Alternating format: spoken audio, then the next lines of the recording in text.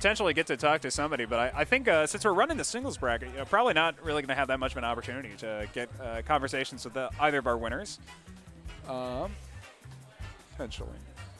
But yeah, so looking at this bracket, so far we are in winners round 3 of our bracket, and this is a huge bracket. We've got 41 attendants in this bracket total.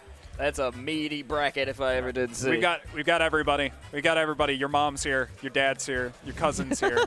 They brought the hot pot. It's the whole ding dang family, man. Yeah. Let's see what we Yeti got. if he wants to commentate. I could potentially go and ask Yeti if he wants to commentate. I'm definitely good for commentary. I'd like to keep commentating, but I'm good if for Yeti is most of interested the in commentating, we'd let him. I think he has to play pretty soon. But when he's free, you can definitely feel free to come back. What the hell is my mom doing there? Listen, buddy, all right?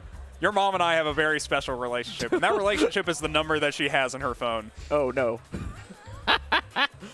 All right, so let's see who we're going to get on the main stage here shortly. Yep, but so far, I mean, looking at this bracket, I mean, so far, we've got Disco and Dadzie going to play Stealth Pilot and Minty Guy. Dark Sasuke 39 and Llomomo. Dark Sasuke 39 taking out Spitz. Every time I play in bracket at weeklies, I'm always playing against Spitz. It's a rough life to be Spitz fan. It's a hard knock life. But Loaf and Hype Too Hard, that'll be a good match. Yeah, that'll be fun. I think Loaf is an extremely good singles player. Sure. Which is why I'm excited to see him perform in this bracket. But yeah, we definitely have a lot of really great participants in this bracket today. You know, Yati's here. We've got Loaf here. I Have Your IP, Stealth Pilot. These guys who've won our events before. Even Addict is here. Yeah, Addict has been performing very well in our weeklies and then grand finals as well. Yeah, and so they definitely kind of struggled in that doubles bracket, but looking to bring it back here in the singles. This is singles. This is what they're practicing. This is what we see them performing at. Like, this is just them. Yeah, and we're really caring about who's making it to winners round 3 currently, because that is where we have our winners cut off in the bracket right now. So right now, Crewmate and Shinuzi are playing to get into winners round 3, and Cranky and Winrow are playing to get into winners round 3 as well, which I think is a very cool matchup. I don't know who are getting to play on stream currently. Oh, we're going to be getting Disco Dadzie on stream. Disco and Dadzie. Yo, major respect for the e-girl tag coming out from Disco here. He knows what he's bringing to the table. Against Dadzie, just opting for the regular Dadzie. Dadzie managing to take a 2-0 over Barb Nation in the last round, and Disco winning over Storm to get here to winners round 3. Personally, I'm really excited. I love watching Disco. You know, he's a guy who in this venue, he came around here the first time. He was like, guys, you all know me as the guy who plays Marth. I love playing Marth. Marth is my character. And of course, he's not picking Marth. This guy is such a cheeser. Oh, boy. He is such a memester. So, I mean, we're going to get to see the snake almost certainly. Disco. Oh. Lucina. But that's on Dadzie. I wonder if he'll opt for the Marth. I'm kind of interested. There's no way he actually goes for it, but I think it'd be really funny. We're all waiting. I think he's going to go for Snake. Yep. Yeah, okay, Snake. His Snake is extremely polished. He knows really great setups at pretty much every place on stage and has a really good idea at how he wants to be playing his games. And we're going to get started here on Battlefield. This is exciting because you play Snake, so... Yeah. I mean, Disco is a player who I've played against in bracket before. He and I... definitely play Snake a little bit differently. I love how he goes for his ledge traps, and his aerial pressure is very, very smart. Really, really good start. Yeah, great start for Disco here. I mean, he's holding a lot of pressure, and being able to tech chase on that top platform is massive for Snake with that C4. But now, he's taking a hit early. Yeah, I mean, a lot of the damage he's taken so far has been from his own grenades and trading against enemy hurtboxing. And you'll see Disco going for that fair more than a few times. His grenade play is so good. I mean, when he's pulling grenades, like, he knows exactly what he wants to be doing with them, like how he wants to be positioning. He's very, very smart with how he's doing it. It's one of the most dangerous things Snake has. It's one of the things that I really struggle against playing you, even in friendlies. Like, keeping track of those little grenades and those little mines, it's tough. You got to make sure your eyes are really just like catching the stage as a whole and not just in your immediate vicinity. Wow. Disco going Dadzie. for such a standard ledge trap there, not opting to go for a Nikita to try to punish recovery, knowing that Lucina can just get straight through, and this is a 2-stock advantage here for Disco so far. Disco looking great. Refreshing the invincibility and going for the grenade explosion to try to put him in a potentially more beneficial spot, since Lucina and Marth's pressure when you're above them isn't nearly as much as when you're in front of them.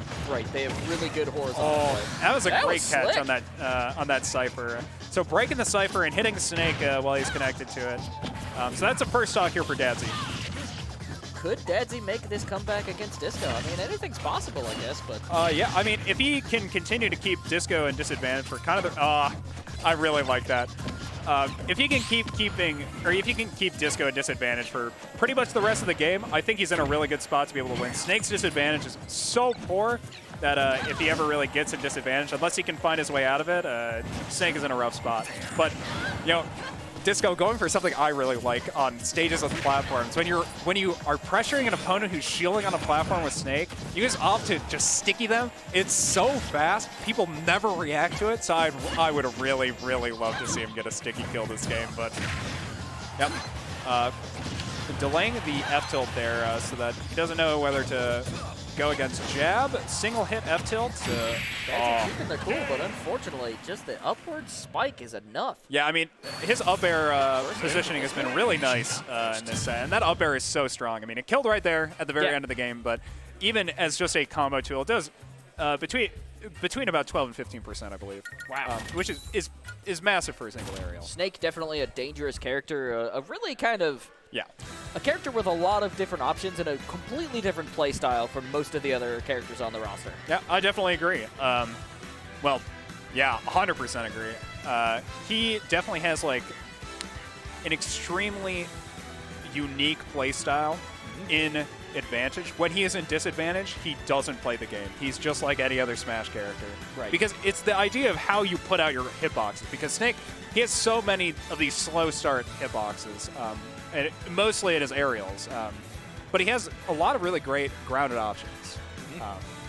So much so that he's a character who really can't afford to play in the air because he doesn't have the air mobility to support it. So do you think the matchup between Snake and Lucina is a good pick? For Lucina? Sure. Yeah, do you think Dadzie makes a character switch here? I don't think it's going to affect that much. Okay. I think Snake is kind of a character who you really have to know how to play in a Snake. And it seemed like from that first game, you know, Disco was really getting a lot done with his ledge traps. It felt like Dadzie was definitely suffering a disadvantage. Yeah.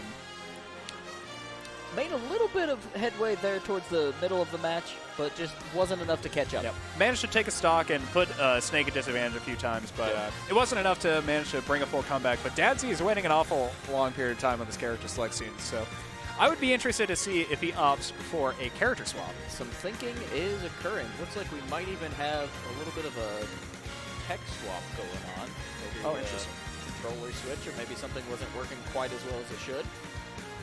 Well, either way, I mean, we'll be able to get into this game sooner rather than later, but until then, I mean, thinking about this matchup, I think Lucina has a lot of options into what Snake wants to do, but is still limited in forcing to approach Snake. Like, no matter what, when you're playing against Snake, you're going to be forced to approach him unless you're playing a character that can out-camp him. Lucina is not a character who can out-camp him, so it's that idea of being able to get out on Snake and being able to punish him in disadvantage. I think Lucina is a character that can definitely punish Snake in disadvantage. But sure, but you got to get in hard and you got to get in fast and you don't let him. And I'm very nervous on seeing how he manages to approach. I think Disco has done a really great job at keeping his positioning safe and composed.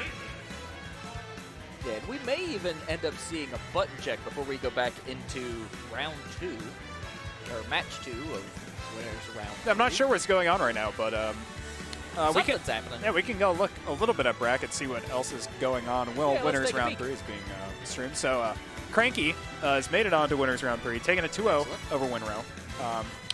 And it looks like Crewmate is still playing his set. In losers, oh no, we're actually going to get back into it. Okay, here we go. Yep. Yeah. So Snake, Lucina. First game was very Disco favored, getting so many conversions.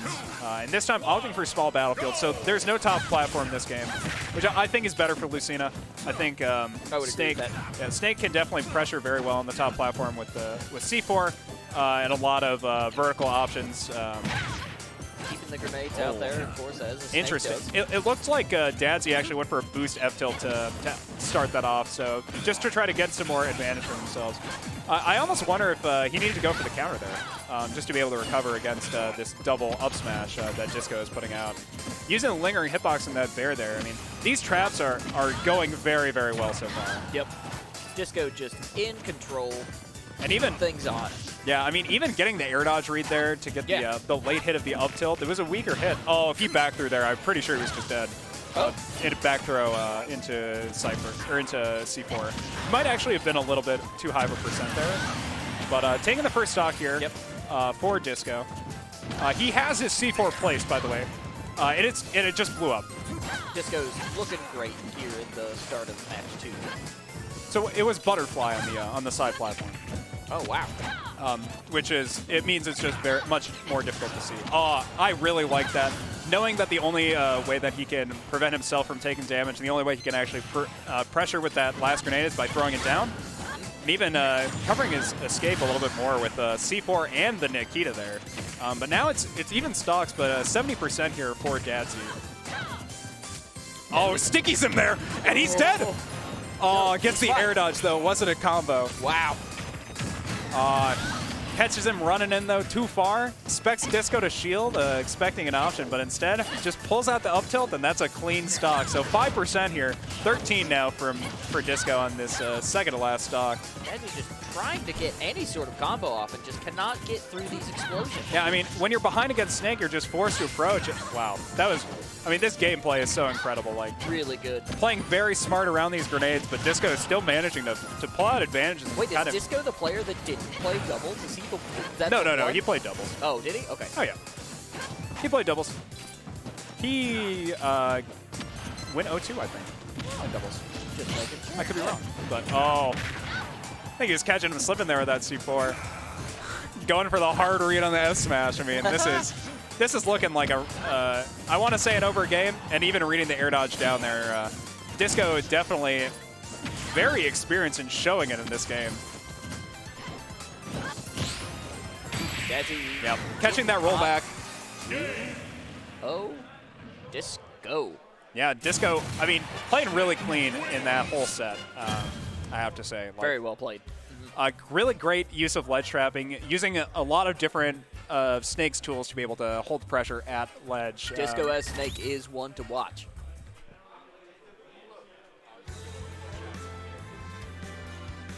Chad.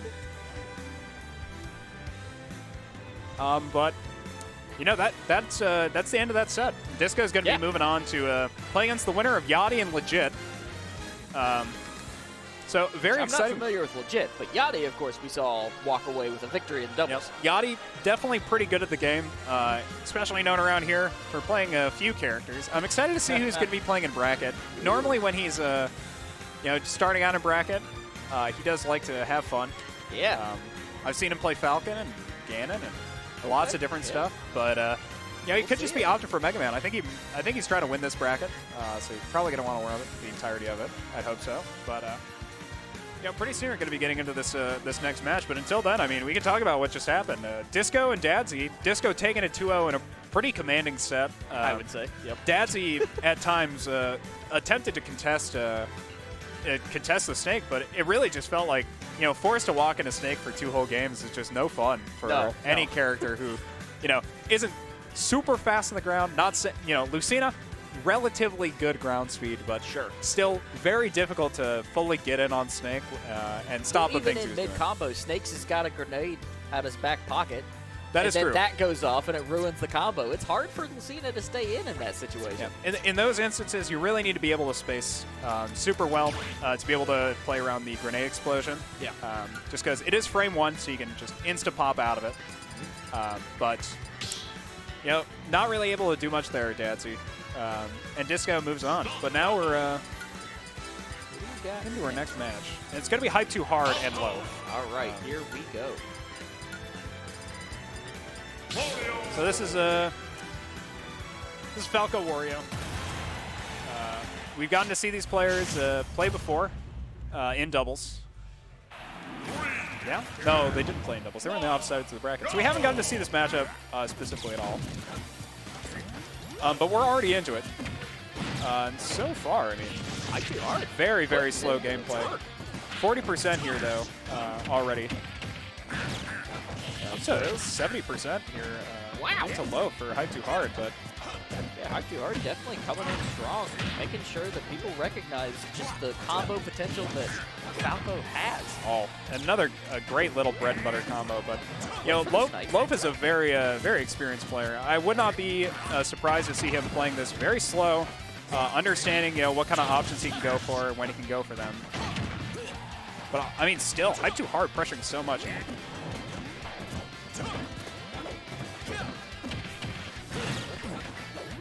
Oh. Yeah. Oh. Okay, never mind. Yeah, 140 here for Loaf, though. Oh. Jump, get help. Yeah, and every time Falco's off stage, I mean, Loaf is in a really great position. Until he loses the stock, I mean, Wario is going to be able to put so much pressure on with the rage that he's accumulated.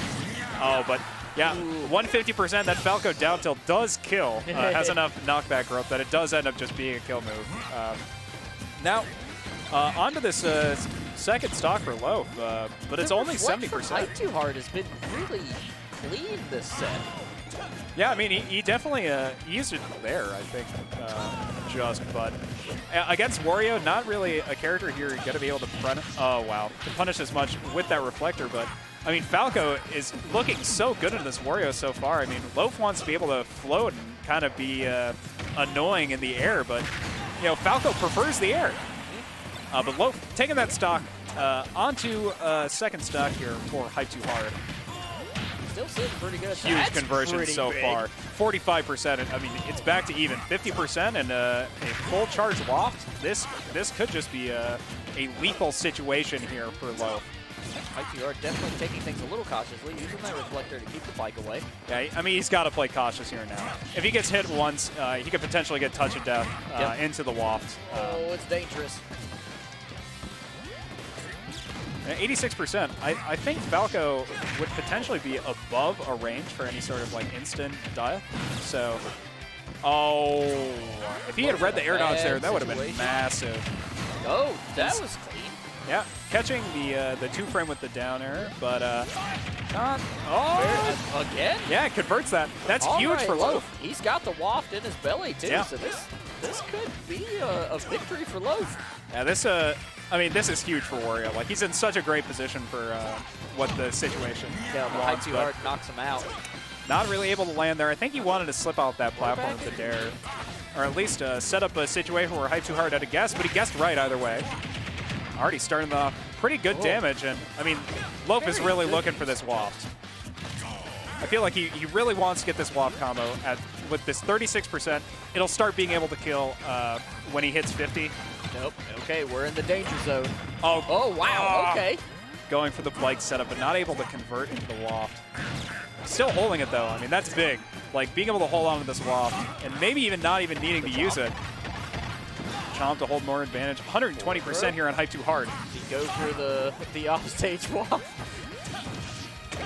Hype Too Hard. Oh, drag down. 60% for Loaf. I mean, still anyone's game, but man, it's looking dicey for Hype. Yeah, this is very Sakurai combo, but doesn't end up going for a conversion. And 100% here for Loaf. I mean, this is so close. Either player could just take this. Who's willing to take that dive? Nobody. I mean, Falco going low there is just very, very scary. Getting any sort of trade and missing your tech just means you die, so. Oh, but he gets him at the shoulder. Yeah, dash attack there, and that'll seal it out for Wario. Really close game to start this off, though. Super close. But Hype Too Hard had a pretty massive advantage to start. So True, yeah. Loaf able to bring it back throughout the entirety of that game until the very last stock. It's just really impressive. Yeah, his Loaf composure. Staying clean under pressure. His composure was definitely really, really incredible. And now, Hype Too Hard opting to go to Triplats Battlefield.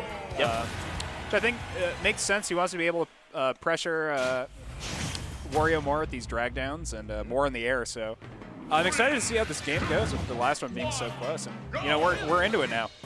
Game 2, Hype Too Hard managed to get a pretty big advantage at the start against Loaf last time. So I wonder if he's able to get the same kind of opening. And playing around the platform so he doesn't have to match the approaching nairs from Wario. And already at 34% here. Catching Loaf jumping in with this up tilt.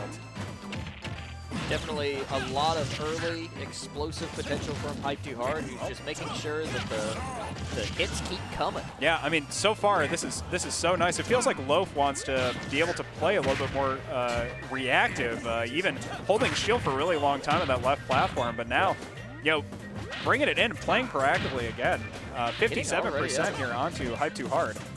That's the thing with a character like Wario versus Falco, is Falco has to put in a lot of work to get those percentages. Meanwhile, you have characters like Wario who can do just a few hits and already kind of match.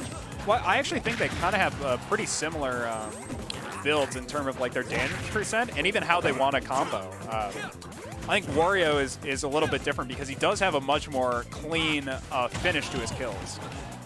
Whereas Falco is forced to get kill confirm into the bear, you know, Wario does have a waft that can get kill confirms just that much earlier.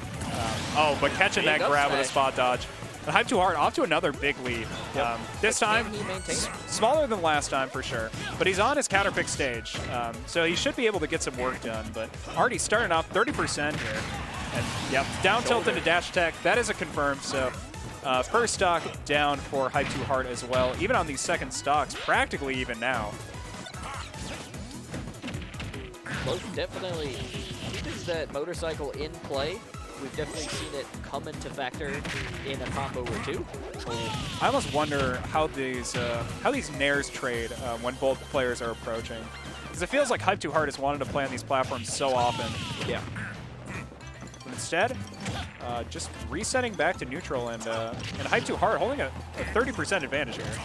But against Wario, 30% matters a lot less. Good point.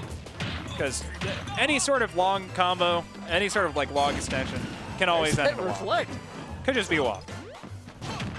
Oh, trying to use the bike as a projectile, but Hype is just not having it. Yeah, and I mean, so far, Hype Too Hard has been playing so much good neutral. Like, that is the main reason why he's been able to get advantages, because he's able to clip Loaf in places where he knows he's not allowed to be in. Right.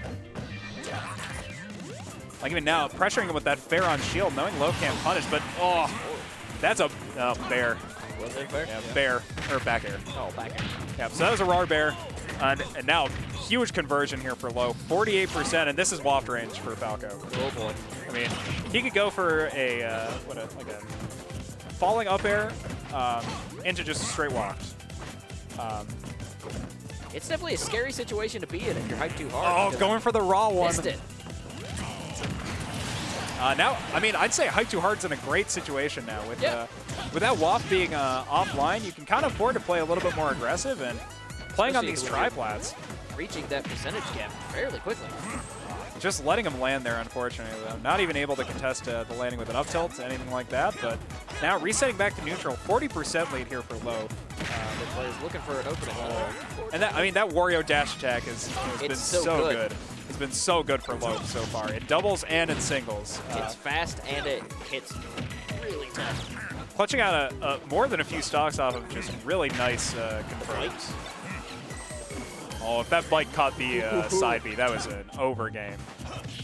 But now, I mean, 70%, we're kind of in a similar situation last time where Hype Too Hard has to find his way back into the game from being at a very high percent, but 100% here on Loaf. Going for the down air, but not able to quite hit it. Oh, no. Getting low down air clipped. Oh, okay. Yeah, not able to catch the 2-frame on that last one. Wario's down air has a very long lingering hitbox, so he's able to catch that 2 frames free of invincibility where you're trying to grab the ledge. Definitely a safe option for Hype Too Hard to just repeatedly try to get in there, hope for that misstep, and it worked out in their favor. I mean, it feels like Hype Too Hard is really trying to build up percent, so he's able just to kill with like a traded down tilt, but it's not enough. Oh. And Hype Too Hard ends up going down there. Valiant effort. Taking that 2-0 in 2 extremely close games. claps around the arena. That was a really good set. That was a great set. I mean, Hype Too Hard looking really great in that set. Yeah, justice for Hype Too Hard. That was brutal. That's a hashtag I can get behind. Because he was looking great at many points in that set. I mean, the fact that he was just able to pull so many early advantages out of almost like situations of nothing, and even on his counter pick, like being able to extend combos for so long, get that really great percent. And it sucks he wasn't able to really convert that much off stage. Yeah, unfortunate. With his there was edge a lot guards. of opportunities for that to happen, but he couldn't capitalize on that. You know, I think Hype Too Hard really showed a lot. You know, Loaf, second seed at this tournament today, playing a very consistent neutral game, and getting tested by Hype Too Hard at multiple points in his neutral game. And early to mid, like at like the reading stages where you're really trying to understand options and understanding what people are going to be going for. Yep. I really thought Hype Too Hard played that extremely well. But, you know, kudos to Loaf. Going to be moving on to winners quarterfinals while Hype Too Hard sent down to the losers bracket. And, you know, Hype Too Hard is a normal attendee at these Black Ice events. So. Yeah, we see them frequently. Yeah, seeing him in this losers bracket, definitely a little bit unfortunate, but Loaf is a strong competitor, so kudos on the strong performance, and excited to see what he brings forth in this losers bracket. Yeah. We are super excited for the next couple of matches that we'll have here on the main stage.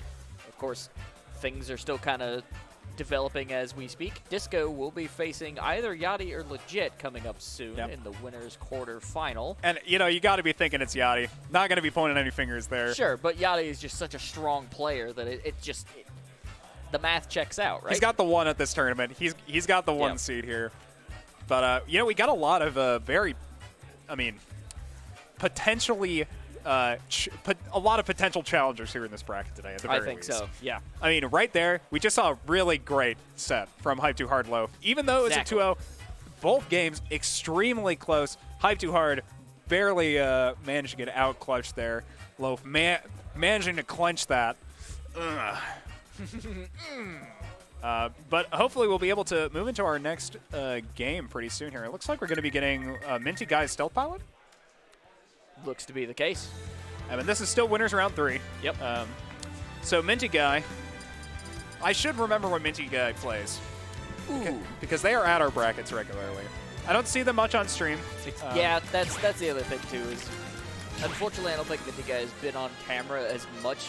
Especially we saw them quite a bit in the grand opening, but I cannot remember for the life of me. Oh, he's probably a DDD player then. Ooh, okay. Knowing our luck. Listen, if it's somebody we don't know, they probably play DDD. They're probably playing DDD in this bracket. Big pengu. Maybe not today, though. We have a lot more people, and I'm guessing we have probably a lot of people we don't know. But yeah, a lot of variety in characters, I'm sure. But it looks like we're going to get into it here. Oh, it's going to be Link. Going with Link. Yep, Minty Guy and the Link. All right, got a lot of respect for this. Definitely remember watching Minty Guy's Link before. I feel bad that I didn't. I remember that too. Minty Guy hit a very cool Link in Geo. Yeah.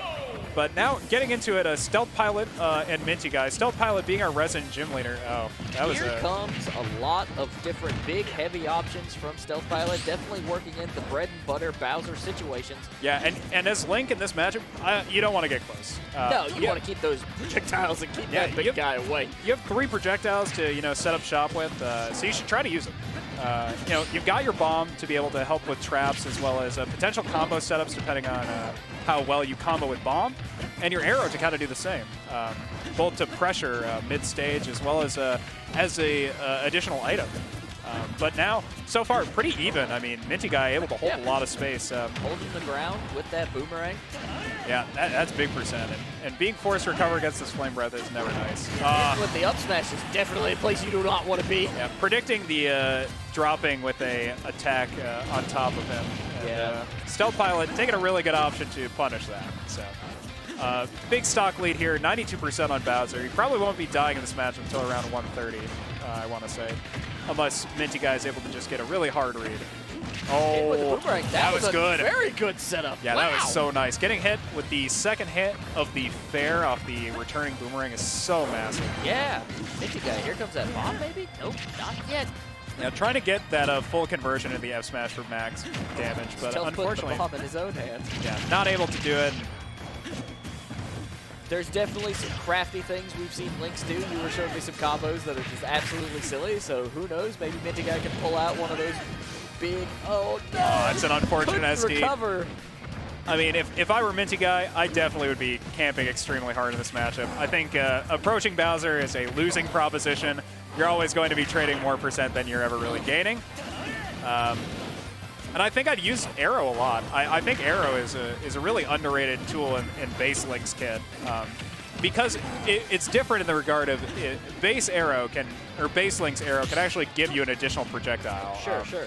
Because when it lands the actual arrow, you can pick up the arrow to actually use as well. Right, so it gives you just another thing to have. Yeah, it also gives you an excuse to take stage positioning as well, Right. and a way to, or a place to have additional like pressure on stage. Minty Guy, he's like, here, have yourself a present.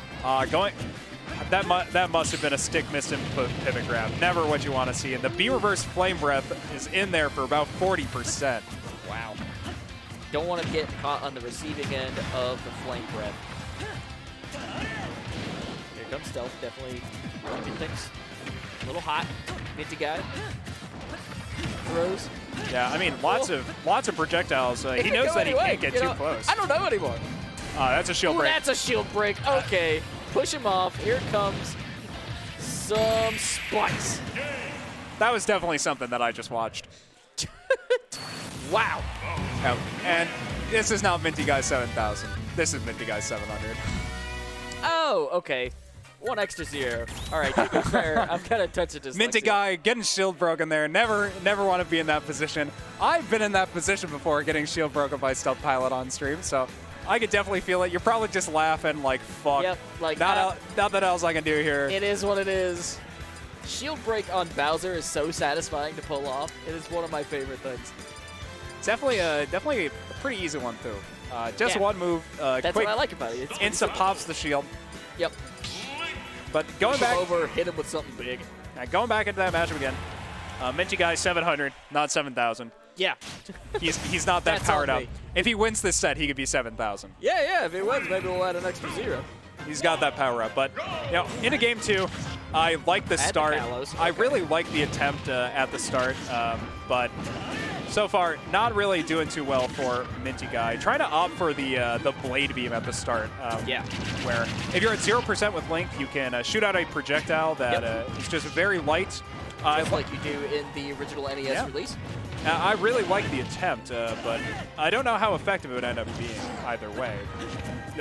Specifically if Bowser's tough guy, but Sure. now Link at a very hard percent to sit at the edge of stage here, as you saw from Stealth Pilot, just going for two raw bears. I'm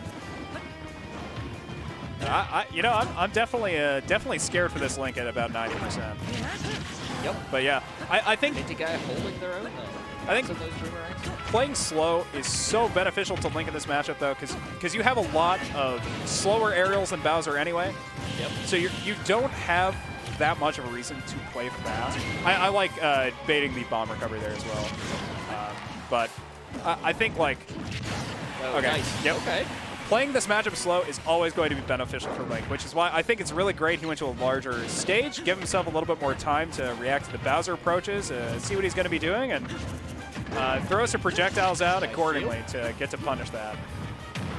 Oh, getting caught in the dash back by that bear. Once you get to a certain percentage, just about anything that Bowser touches you with, I mean, you're gone. It's just the way of the thing. Well, specifically, he's definitely going to be going for that bear. Yeah. That back air is just nasty. Aerial smash attack, 100%.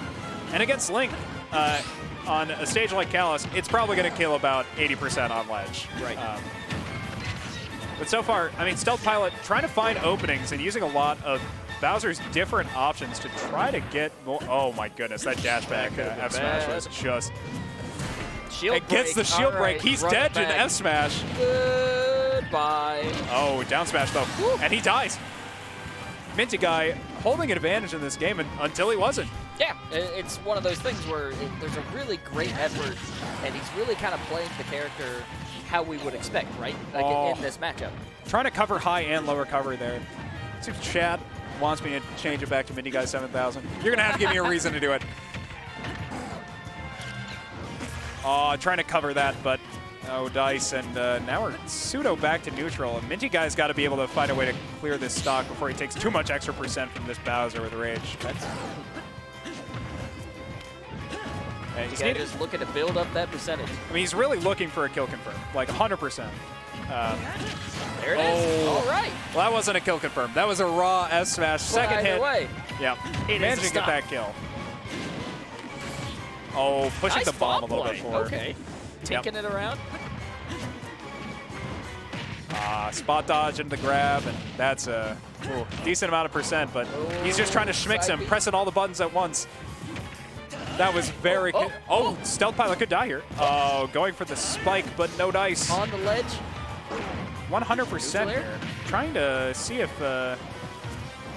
either players are looking to give an inch. Minty Guy not being willing to get out of this game yet. It's not over till it's over. Oh, but this could be it. It's very hard for Link to recover from here. Yeah, that's a tough situation to be in.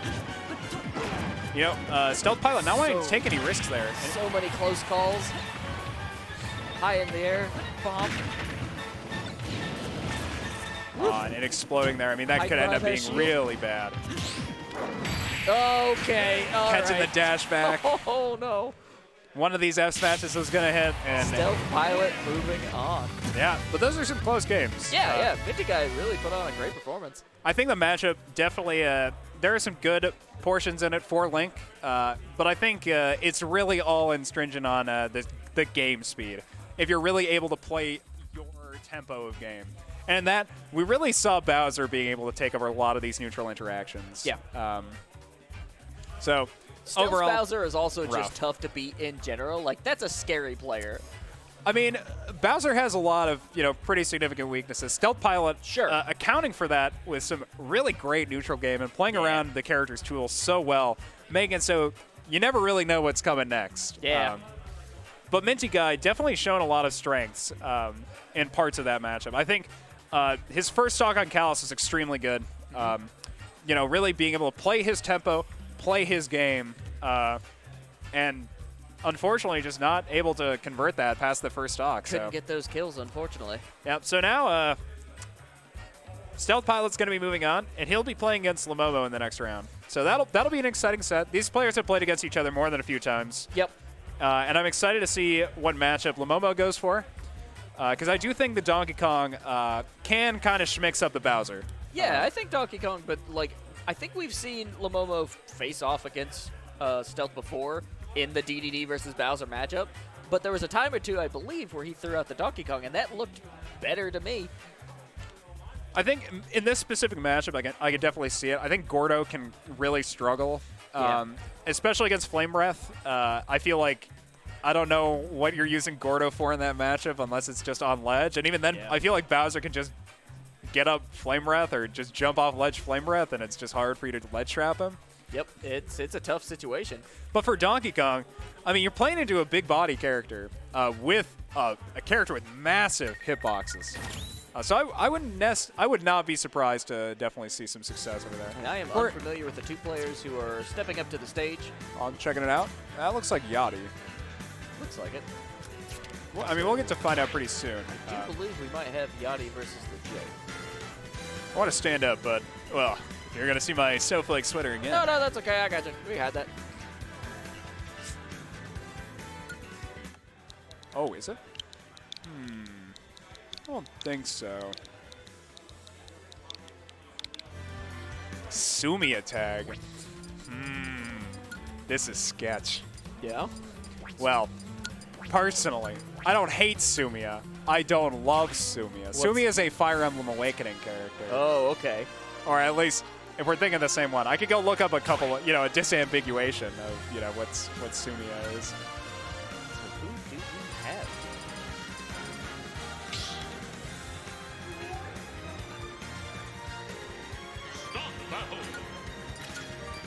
X. Oh, that's Is that Yati? It's Disco, right? Or is that Yati? Oh, that looks like Yati. Okay. Yep. Yeah, Yati legit. Yati on the D's. I really hope he doesn't go into the VOD and say D's nuts. That would be actually horrible for me. So Legit here with the Robin, which is a pick that we haven't seen yet this evening. Yeah, I think this is a is a difficult matchup for Robin. Mega Man is an extremely proactive zoning character, and Robin is very much this setup-based character. You know, trying to get a lot of your multi-hits going so that you're able to be able to pressure better, and being able to use that arc fire in these 11 swords. But I think this is a very hard matchup for. It'll be tough, but it has the potential to be interesting, and that's what I'm here for. I think for the interesting matchup. When you're playing against Mega Man, one of the biggest things to understand is how your projectiles interact. Especially like in these zoning matchups, it's so important. Oh, going for a shield break setup there, and huge percent lead here for Yati. He has basically held advantage this entire game. Yati just keeping things going. Yeah. Oh. Taking that first stock, 13% here, so no JV. But when you're thinking about Robin, I mean, the amount of projectiles that really interact favorably against Metal Blade and pellets are very slim. Because you have to be able to charge up your Thunder for a while. And Mega Man's not going to let you do that when you're a player like Yati. I haven't seen that would be the first arc fire I've seen, but getting stuffed out by these pellets. Yeah. So Yati is playing at this really close range, maximizing his pellet hit damage. Because pellets go for an extremely long range. They will only damage for a certain length. Okay. And then they will start adding an additional like small knockback, as you can see, when he goes up like really close like that. And that's a really great way to pressure these like charge-based zoning characters. Is they're just kind of forced to charge, and if you're up in their face with pellets, like you've been able to close that gap, it's just so hard to be able to keep it. So Yati playing this matchup very well. Yep, that's another stock. Wow. Mega Man has one of the strongest back throws in the game. 3-0 situation. I mean, I wouldn't be surprised. I think Yati is a player who's definitely actually experienced this matchup. Hits him with the Crash Man, playing swords. And not even just that, I think Yati is the best Mega Man player in the state. That's what we've been led to believe, and based on what he's shown today, it hits. Yeah, that makes sense. I almost thought he was going to go for the Trump bear, but knowing that it wouldn't kill there. Wow, just the complete control that Yati has over this match. I mean, the best way I can put it is you could just count. Oh my God, that was nasty. That was so nasty. Right. Off the rush. That was nasty. 3 stock for Yati, ending it with something kind of nasty. That was brutal. Brutal if you're a fan of legit fans. Yeah. In poor shambles. Legit fans. Yeah, that was hype. Failbot, you know what it is. You know what it is. You know that was hype. Whoa, that'll end up on clips perhaps. That was really a sweet cool. clip. That was a sweet clip. Yeah. But in the second game, you know, I'm definitely concerned for legit. If you're legit, do you switch? Well, I don't know what else legit has been playing. I think, like, if you're looking at zoner characters that are similar to Robin that are pretty good into Mega Man, I think Mega Man's worst matchup in terms of zoning characters is probably Samus. It's, I mean, the character is so good at, Mega Nerd. Yeah, let's go. Owain for life. Let's see it. All right, so we're back into it. On Town Robin City and this Mega time. Man.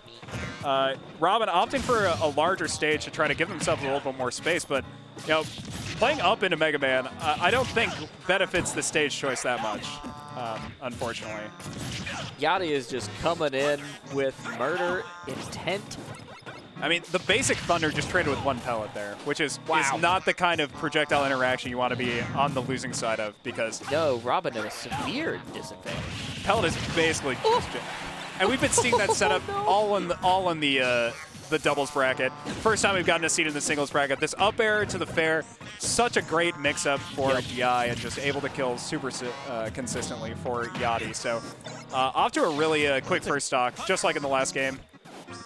It's a great route, dropping the metal blade there.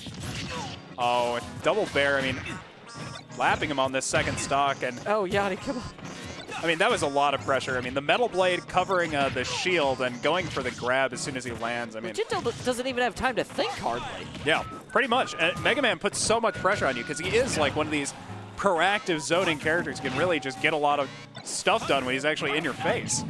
Yeah, he gets right up in there and then throws stuff around, and there you go. That was clean again. I mean, Yati following with the rush, not letting him escape. Hit him with the up Crash air Man into the fair.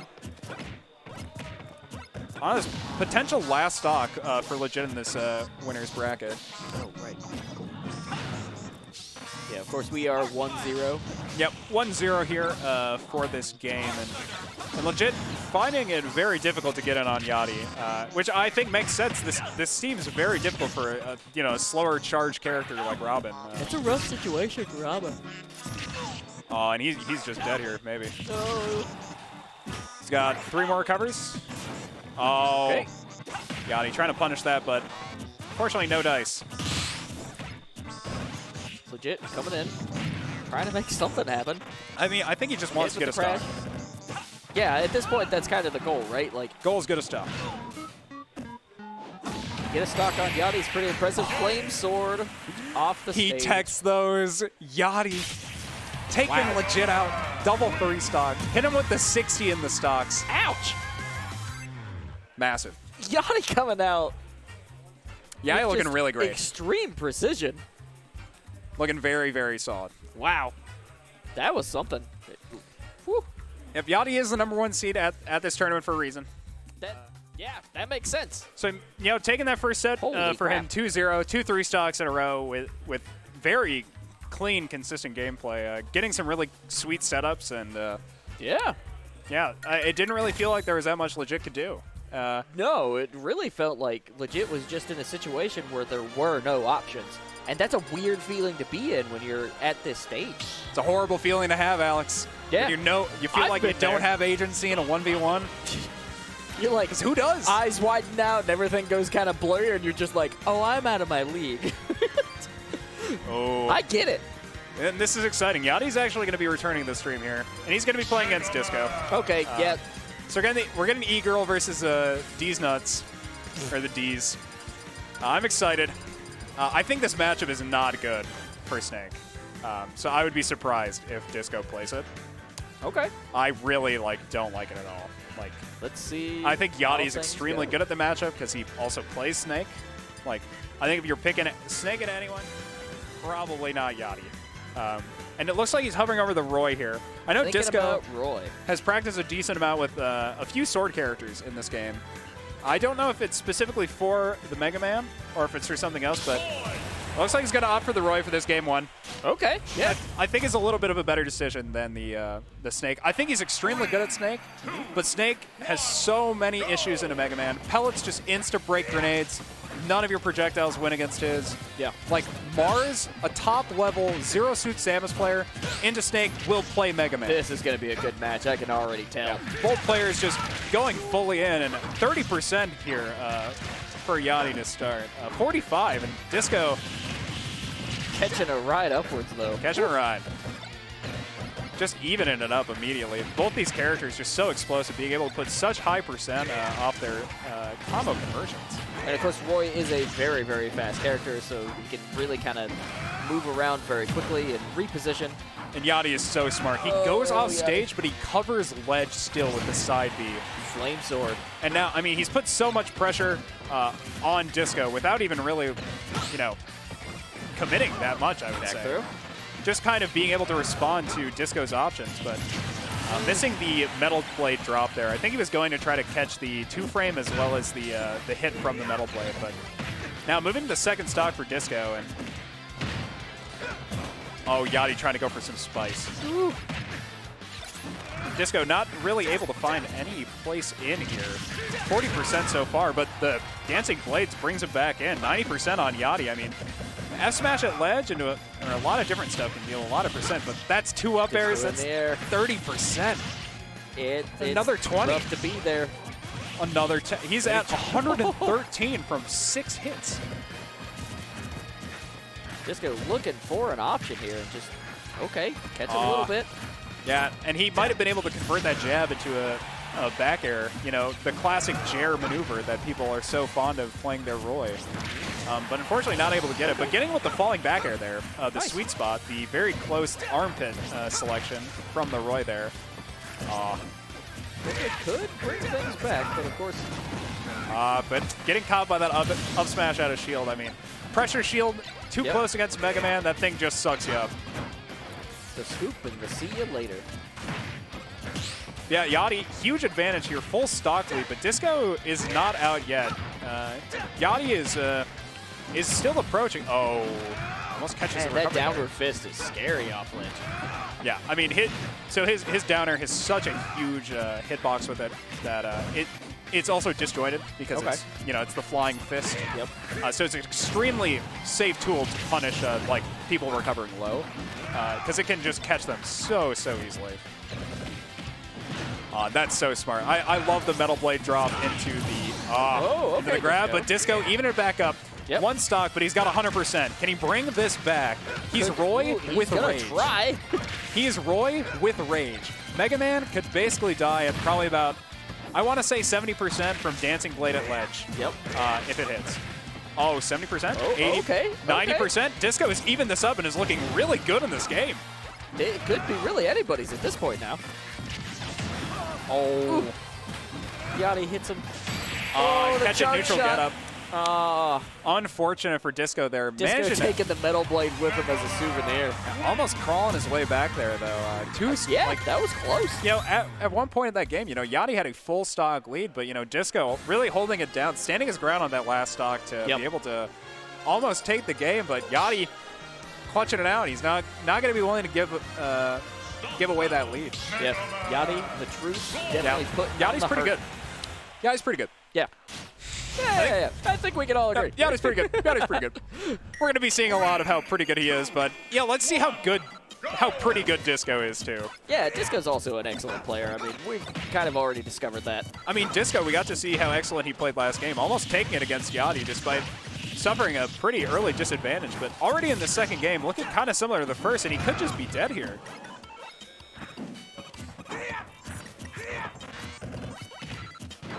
Lemons? Why? Who is Yati? Yati is very hype. Yati is a very well-known Minnesota player from the very early times of Smash Ultimate, late Smash 4, and kind of for a while. Oh, wow. And just like I was saying earlier, he covers ledge with the side B. It's very smart. Yeah. Dancing around. Hitting either side of that shield. The just aggression and the way that Yati uses those jumps is just really impressive. And even reading the jump there with the up smash, unfortunately not able to catch because Disco spaced well. Yeah. Crashman explosion. Why? Wait, why what? Please specify your question, Sanyo Keitana. But yeah, in this game, Disco has brought this stock back. No, he is not. Dravis, he is not top 50. It's 51 is where he was ranked at the last PGR year. So not quite 50, but real close. Yep, area 51. So pretty close. Yeah. But he ain't top 50. But he's really good.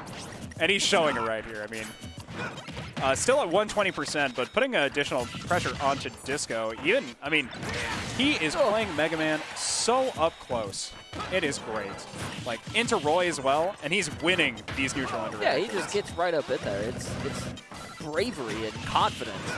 And this is a Mega Man at 136. He will die to a straight, strong aerial. Sure. Close. Yeah, it's close, Travis. You're good. Like oh goodness, yep, big percent, and 100% on Disco's second stock. Yati's just been playing this extremely solidly. Crash. Yeah, he just can only barely get to the ledge from there, so it's so smart at being able to cover ledge against this Roy. Yep. And now, last stock here for Disco, 136 on 36 on Yati. Is Yati gonna get another 3-0? That would be incredible. Another 3 stock for Yati? Oh, nope. It's going to be me. He loses the stock. 2 stocks here on Yati. Disco, he made a pretty impressive comeback in the last game, but wasn't able to get it. Let's see what he'll be able to get here. But 40% on Yati off that string. Hit him with the neutral beat. Trying to make something happen. Those big explosive chops. Forward throw off stage, prepping for the ledge trap, and not able to get the falling up air there. And, yep, that'll be it. Yep, okay. Ends up killing off the top, just gets blown out. A little bit of a light character, that Roy, and Yati's going to take that 2-0. Awesome. Good stuff from Yati. Definitely sad. I was sad. I thought Disco, bring out the Roy. I thought it was a really great pick. Yeah, it was a good pick. Not just for him, as in being good at the Roy, because I do think he played the Roy pretty well. Wasn't able to convert into too many kills. No. But against a zoning character, you know, it's a lot about, you know, trading strong hits and just getting consistent, like, percent gains when you're interacting close, so. I would agree so. Yeah. All right, so where are we headed next? Looks like Llomomo stepping up to the stage, which means we'll have Llomomo versus Stealth Pilot. Very interested to see how this one goes. I'm nervous, man. If you're a fan of Llomomo, fan of Stealth Pilot, fan of Black Ice, I'm nervous. These are two guys who are normally coming to our tournaments, two guys we love to see compete. Yeah. And one of them is about to get knocked out of the winner's bracket at the very least. Hopefully it's a good set, but personally, I would Winner really faces Yati though, Yeah. and that's also going to be an interesting situation. Oh yeah, that'll be a good one for sure. Looks like we're going to have a pretty quick turnaround here. Yep, both players already sitting at the helm. Yeah, and we're cruising through this bracket so far into our winners quarters currently. That last match was our first match of our winners quarters finals. Yep. Our second match of the winners quarter finals, Stealth Pilot versus Llomomo. We're expecting to see Bowser into a heavy character, likely going to be Donkey Kong or DDD. I hope it's Donkey Kong, personally. Momo's definitely super fun to watch, and yep, nope, DDD. Picking the right floral design on his belly sash there. Going for DDD. I think this is maybe a little bit of a harder one. Yeah, Ventura looking kind of sus. Big, heavy characters. Yeah, coming to play. Two beefsters. Oh, what a... I didn't know you could grab from that distance. That's interesting. Yeah, starting off with the neutral B to get some percent in. Hit them with the forward. But yeah, I mean, when you're a big, thick character, Llomomo! If you're ever playing heavy into a character who can combo better than you as a heavy, it feels horrible. Yeah. Like, in this matchup, like, DDD, I don't feel like really has that much over Bowser that Bowser would have on DDD, you know? That dash attack on ledge, though, is definitely something Llomomo's used in a lot of situations to clutch out stocks. Yeah, extremely long, lingering hitbox, but I don't think it's really going to be able to do much in this matchup. I really feel like this character situation is going to be rough for him. Yeah. And I want to see Stealth Pilot. Ooh, okay. Going for the Gordo there. Gordo smacks it away. Trying to spike him, trying to punish this weak recovery, but instead taking more percent. We're in the air. Llomomo with the recovery on the Gordo. He likes to use that to kind of cover his track. Nice. Yep, and that's a stock traded, but 93% here for Llomomo against this Stealth Pilot Bowser. Ooh. Couldn't lead from the throw into the neutral. Yeah, I think... unfortunately, Bowser's recovery is just a little faster. Yeah, I mean, Bowser is one of the... Oh, great timing there from Very Stealth good Pilot. timing. Ouch. Yeah, I guess I'm surprised I don't see him using that neutral B more. It's so good against heavy characters that it's so difficult for them to get out of it because their hurt box is so massive. You mean the Flame Breath? Yeah. Oh, okay, gotcha. I didn't know which character you were talking about. Yeah, because Llomomo is going to be a heavy player. And DDD, I think, is a character that especially struggles with this because he has a really limited air mobility. Right. The dash through F smash. It hurts. It hurts. Oh, Stealth keeping things high. Ventura's irrelevant. He didn't even make top 8 yesterday. Well, get out of this chat then. Llomomo catch him off stage. Yep. Not enough recovery, though. But trading it away for the game. Getting one stock for that game, man. Stealth Pilot takes the first. And if you're Llomomo, you're definitely thinking about a character switch, I think. I feel like, yeah. I think in that game, it was pretty one-sided. Stealth Pilot holding a really consistent advantage for that entire game. Agreed. Stealth Pilot is one of my, like, this is a match that I'm really having a lot of fun with because I like both of these players, both from a personal perspective and just as players to watch. Like, they're both really nice folks and just very friendly, and I have a lot of really good times just hanging out with these guys. Llomomo opting in for the DDD here, though. DDD. I think is rough. Like, I think this is a rough pick here. I think there are a lot of ways it can get exploited, and I thought Stealth Pilot did a really good job exploiting this last game, but let's see how it's going to go in this one. I'm so surprised not seeing Flame Breath just try to interact with this Gordo. It just blows him to Kingdom Come. Ooh, okay.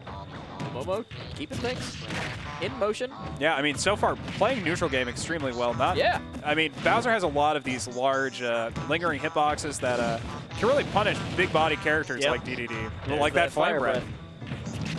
Gordo coming in. Using the forward air to keep the Gordo away, though. I mean, it works. Oh, trying to hit him into that Gordo, too, for the extra percent. Oh, somebody's taking this. Hammer here. Oh, man! Huge jet hammer. Wow. Actually, a massive jet hammer to seal that first stock. Yeah, that's great. Putting himself in advantage as well, getting this ledge trap potentially. Ooh, okay. I mean, Llomomo is just playing slower than Stealth Pilot, it feels like, and it's so beneficial. Working. Yeah, it's so beneficial. Oh, no. Oh, no, that's low. He's fine. Yeah, DDD, great vertical recovery. Can definitely struggle occasionally on horizontal. Back on the village. Misses Gordo, the ooh, nice. frame. Very good spot dodge. And Stealth Pilot is delaying his recoveries just enough. Whoa, okay. Llomomo at an extreme advantage Yeah, now. this is massive. Just as I was criticizing the DDD pick, Llomomo completely changes it up, like from that jet hammer on that first stock, but it's mostly just been from clean neutral interactions and Stealth Pilot just getting caught playing impatiently. It's a really interesting turnaround for these players, and I would love to see them take it to game 3, obviously. Oh. Wow, okay, Llomomo. I mean, we're on the verge of a 3-stock here. Oh, that would be so good. Llomomo, I mean, it feels like Stealth Pilot is very, very knowledgeable about his options. 3-stock. Yeah, that's a tournament winner. That's the Melee tournament winner. Wow, okay. Huge from Llomomo. Taking that second game in a commanding fashion. We're 1-1. Yeah, I'd love to see Llomomo take the dub here. Man, I'm as giddy as can be. This is super fun. If Llomomo wins I like this match a lot. he makes top 8 winner's side, which is huge. Yeah. He guarantees himself top 8. And I don't know. I think he might be seeded. Llomomo consistently places. He does really, really well. And now we're heading into this third game, and I mean, Llomomo sticking with his tried and true DDD. It was looking great last game. It worked. And they're on small battlefield this time, which I think it definitely benefits Bowser. In a stage of 2 heavies, whoever hits more is the better. But first opening from Loaf. Neutral B here. Okay. 2 neutral Bs, 13% each. Keep him over there on the left, please. It's a nice command grab as well. Just nice free percent, and both players are really respecting each other's options. But that Flame Breath putting in a lot of work. Yeah, the Flame Breath is like, what do you do in that situation, right? If you're Llomomo. You just eat it, I guess. You just got to kind of take some damage until he stops doing it. It doesn't last forever at the very least. No, it peters out, of course. Oh, that spot dodging the down B. What a champ! That could have been dangerous, but Llomomo staying cool under pressure and keeping that spot dodge. If he would have gone for an up air there as well, that actually would have traded favorably against Bowser down air. I feel like Llomomo is very close to just being switch straight got ahead somewhere. Okay. Going for the boost F tilt. Yep. But Llomomo is able to recover from this. Stealth capitalizing on the punish. I think maybe he wanted to try to punish Stealth Pilot for sticking on ledge there, but instead just manages to make himself lose his stock, and 78% on the second stock from that combo conversion. I mean, this platform conversion was so big. Llomomo? Yeah, Llomomo's got to be able to find a kill confirm for this stock, and the best way the DD can typically do that interaction. Yeah, is in a ledge trap, but Bowser, he gets on ledge for free. And if you're throwing that Gordo at the wrong time, it just gets bounced away by that down B. Right. Oh, and actually it just stops it. It just goes straight through. No, it stops it. It stops it. Does it? Yeah, the Flame Breath just stops it. It doesn't bounce it. Interesting. Now let's go, Llomomo. All right. He can still turn it around. We've seen some spicy things. Oh, using the air dodge there, and he'll be able to make it back on the ledge at the very least. Stealth looking to hit him with that down B. Couldn't quite make it. Yep. Definitely trying to catch the... Gordo trades. That's definitely something really huge about, playing Gordos against heavy characters. Is you're pretty much always going to get met with a hitbox when the Gordo comes out. Yep. If you're close. Oh, barely missing the ledge trap, and that could have been like 20% at the very least, maybe even 30. Okay. But another Gordo. With the lead. Every time he jumps off stage, it makes me nervous. I would really love to see just an up air kill on the stock, just any way to kill this stock now for Llomomo. And he's in a really great spot. All right. Llomomo Stealth Pilot, last stock for our winners quarterfinals match. Wow. Oh, barely. I think that might have been a Phantom Footstool to avoid about 20% worth of damage, and now just regaining neutral. Nice. Okay. Okay. Quick 19. Oh, neutral B here. All right. And these neutral Bs have been getting a lot of percent for Llomomo on pretty much every stock he's gone for them. 72% for Llomomo. Spot parry. Okay.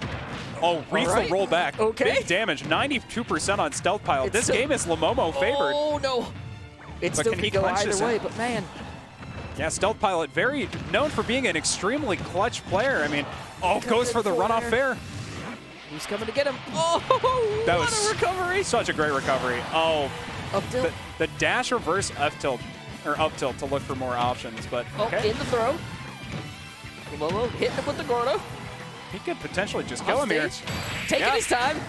With the roll. Huge win for Llomomo over Stealth Pilot. That was awesome. 2-1 for Llomomo, taking it over Stealth Pilot. Very close. Game Llomomo 2 with the DDD, a character who we thought wouldn't do so well in the Bowser, and it somehow worked. Yeah, that first game was rough, to be certain. But Llomomo sticks to this tried and true. Second game is a 3-stock on Town and City. A 3-stock on Stealth. Yeah. That's crazy. Extremely good positioning, a really great ledge trapping, and just calling out Stealth Pilot at every moment that he was looking impatient. And what a huge win for Llomomo. That is definitely the sort of match that just gets your blood flowing, especially if you're watching at home in the space or as us as commentators. Yeah. That's a really, really fun match, and I personally had a great time. That was one of my favorite matches of the evening. And Llomomo, from that finish, he guaranteed 5th. That's a huge win. Especially honestly, in a bracket that had 41 players. Yeah. Honestly, just a massive win there to bring himself that much further in brackets. So kudos to Llomomo. That was just huge. Very, very fun set. Now he's going to be playing against Yati in winner's semis. Yati's tough. I don't know if we're going to do that immediately, but we can do a little bit of a bracket update to talk about the rest of our topic, because I believe a little bit of it has been decided or is going to be decided soon. So we've got Yati and Llomomo playing in our first match for top 8 in winner's semis. On the other side, Crewmate beat I Have Your IP 2-0, which is a really rough matchup for Game & Watch. It's Cloud Game & Watch. To take that, and so Crewmate's going to be in the others winners semis, waiting for the winner of Loaf and Addict. Yep, and that match has just recently started, according to our timers.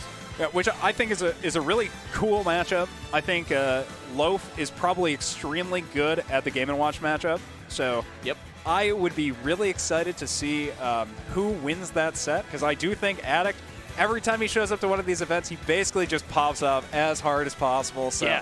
Yeah, I'm hoping for an Addict win, but I can imagine Loaf will probably take the set. We'll see. But the winner of that is going to be playing against Crewmate in our other set of winners semis. Looking at the losers side, still in bracket, we've got Dark Sasuke 39 playing against Minty Guy 700. Sure. So nice to see Minty Guy still in this bracket and playing. I don't know this Dark Sasuke player. Who's Neither this? do I. I'm curious. I don't know if we're gonna get to see their match on stream, but I hope so. I'll definitely be looking into it after. Hopefully he's like a Greninja player or something that would make sense. If he's just another DDD or Game & Watch at this venue, I mean, I'm not gonna be surprised, I guess. Yeah. I mean, it is what it is, but it's always cool to see what sort of characters players are bringing to the table, because it's Smash, right? There's like 80-some characters. Sure. I don't want to use these exact numbers right now. Is it 82? Is more. It's more. Either way. Regardless, there's a lot of characters, and there's so many potentials that players can bring to the table, and we do see a lot of variety here at the space. And I mean, we've got some really great matchups in losers as well. A matchup that I'm excited not to see, but just to see the result of even. Sure. Disco is going to be playing against Ehiz in losers round 5, and that's Zelda Snake, which I think is actually a good matchup for Zelda. I think Zelda really hard punishes a lot of what Snake wants to do. He has or at least in disadvantage, he has extremely limited capabilities in the air. Zelda can literally just lightning kick him anywhere. So I would be interested to see who takes that between them and if Disco even opts to play Snake. But it looks like now we're going to keep running this winner's bracket. definitely a little bit of a lopsided one, as I would love to run at losers currently, but we're going to be getting Yati Llomomo, which I think a lot of people are wanting to see in this venue, on this commentary desk, in this chat. Go. I'm excited for it. Let's just jump right into it. Llomomo off a really huge win against Stealth Pilot, our reigning gym leader, putting him into losers, and now playing up against Yati, who's going to be opting for the Snake here. #1 seed. Which I think is a good pick into DDD. I think it's definitely a little bit awkward depending on how he wants to play. Looking good for now, though. But yeah, I think DDD can do some stuff in this matchup. I think I'm honestly a little bit surprised because Yati's Mega Man was looking very good, but this also looking very solid so far. Yeah, I mean, it 40%. could go either way. And so far, it's really been a lot of Yati approaching. I think he's been looking for like some pretty consistent angles, but it just hasn't really been able to get anything on Llomomo so far. You know, DDD is... That's unfortunate. That is a really, really very, very unfortunate SD for Llomomo there. Big misstep from Llomomo. And into Snake, that SD will take you miles because Snake can hold on to the stock for a very, very long time. He's got great recovery options. Not necessarily great recovery options as much as he does just have one of the most broken advantage states in the game with his grenades. So many projectiles and so many ways to be able to follow up on those projectiles. But Llomomo answering back at 150, but Getting still, that Gordo kill. Yeah, still 60% there. Oh, Yati trying to go for some. I think he's maybe going for a grenade hit into up air from shield. Because if you're holding shield and the grenade explodes, you can follow it up with an up air if you just jump straight from shield. Okay. And I really like these options that Yati is going for. He knows that Llomomo is eager to pressure him or pressure against him in the air. So he actually tried to sticky him in their previous interaction. Oh, and he went to do it again, but he got spot dodged. Nice. Llomomo definitely keeping cool under the pressure. Clearly, he knows this is a good player that he's come up against, but it's fine. He's just like taking things slow, hitting when he can. Yeah, and despite you know, a pretty big disadvantage he put himself in with the SD, I mean, so far doing relatively solid. 185 here on this second stock, but still managing to live. And We've Nikita, seen Llomomo high percentages before. He's not afraid. Oh, yeah, that was a sticky. Clipped. Nothing you can do about that one. Oh, yep. And looking for follow-ups from there. Just holding that grenade and shield so that he's able to do stuff. But I like his. I really like his flexibility of projectiles. But respecting that if he doesn't air dodge there, DDD just insta kills him with the down air. Sure. And Yati just loses the stock, unable to recover with even the additional distance from the air dodge. So now we are at a fairly even. Well, of course. Massive Yati start. Got the percentage lead. Snake is really good at that, developing this percent. So the fact that Llomomo had such a significant advantage at a point in this game is really a testament to how solid he's been playing. And yeah. I mean, this cheese, I'm loving it. And when you're DDD in this kind of situation where you're down on percent against a character with just better projectiles than you do, you're feeling very sad because you have to approach. Right. Snake could just sit here for the rest of the game like that. Yep. And there's the up tilt. 110% there, taking that stock for Yati. That match probably would have went maybe a little differently had Llomomo not that SD. Yep, definitely agree. I was really really hyped to see how hard Llomomo came out. Yeah. Because in that first stock, just really consistent neutral game. You know, managing to take some straight percents from Snake hits, but with how much space he's able to really cover with the projectiles he's putting out, it definitely makes a lot of sense. Yeah, yeah. Llomomo's here. They're very eager to show what he brings to the table, and it's a really strong player. And of course, Yati being the big boss, right? That everybody's got, I'm sure, some fear of. But Llomomo doesn't crack under pressure. He comes in. Oh, this is big. So Llomomo, I think, is opting for a very smart pick, which is, yeah, you really against Snake. Taking a Final Destination is really smart. Snake loves platforms, loves being able to escape from disadvantage with some assistance from his stage. But none of that here on FD. No. Instead, here on FD, it's just going to be one platform, and that platform is pain. Give me this hammer. But it'll all be on how well Llomomo can hold his advantage. Oh, so far, off to kind of a rough start. Using that neutral suck. And this mash from Yati is just so intense. Llomomo going deep for this one. Nice, okay. Like I said, Llomomo's here to play. Very much so, and I think when he's stuck on ledge, it's going to be very difficult for him to get back. Snake has such great vertical options against DDD, and he'll be limited very heavily when he just can't choose ledge jump as an option. But so far, I mean, Yati holding really great pressure in this game. Just being able to hold so much space against Llomomo with these projectiles. Nice explosion awareness from Llomomo, too. We see a lot of like shield use, very smart awareness. They're not forgetting about it. That was so nasty. Yati managing to get the tech on the spike from the weak hit of the down air. He should have died for all I... Yep, using grab invincibility to escape from that trap. That's really big, and that's the first stock for Llomomo. Nice. That's a huge... I mean, that was extremely well played to get out of disadvantage there and even put himself into an extremely good position with that grab invincibility. But goes to show how skilled these players are at knowing what works against what. Yeah. And Yati going for these trumps, which I think is very, like, smart. I think trumping is a very underrated mechanic in this game. Definitely used significantly more in Smash 4, but so far, Yati looking very rough on the stock. 113%, forced to use the C4 to attempt to recover, and managing to take that, so... Still got the stock regardless. 2 stocks apiece, but 113 on this Snake, so he's gonna have to approach. Momo on the receiving end of some business. Oh, spinning the Nikita out, though. I really like his use of neutral B, just being aware that it isn't interesting. It isn't just a command grab, it's also a reflector. Sure. Definitely using the tools to their advantage. Yep, see, spitting that missile back. Yeah, and, oh, sticky, though.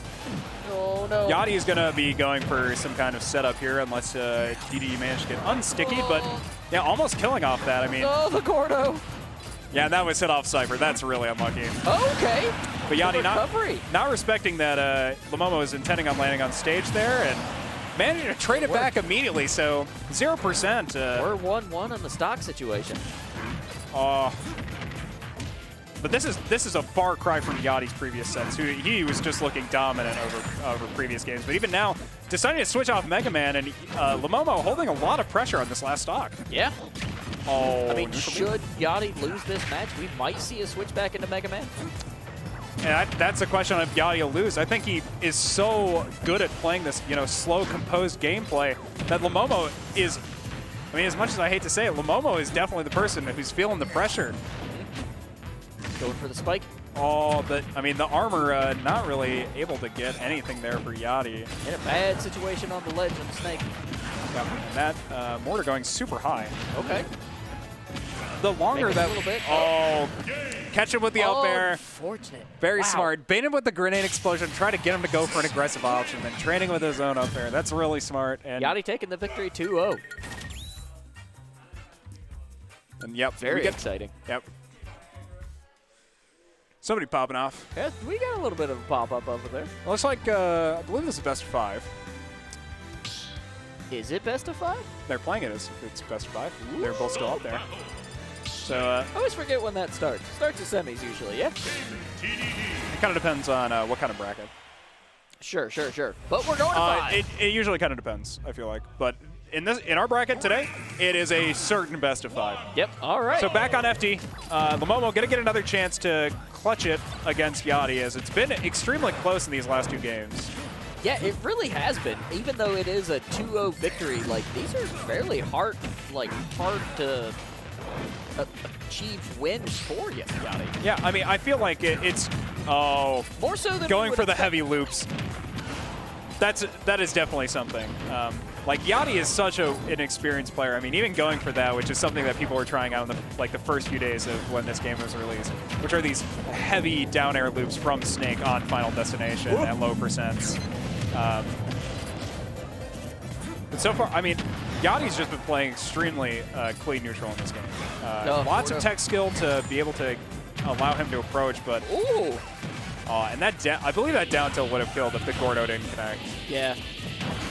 Okay. And although it was a smart recovery to stage, punish immediately. And now Yati going for a C4 punish because he gets the sticky as soon as he lands. Yep.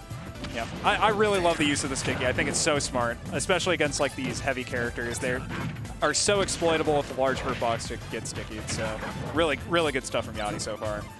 Llomomo keeping the distance with those extra jumps. Gordo.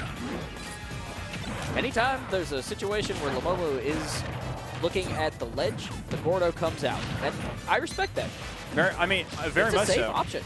I think, you know, in those kinds of situations, he really needs to be punishing the only thing of Snake's that he can, which is, you know, his disadvantage, really. Sure.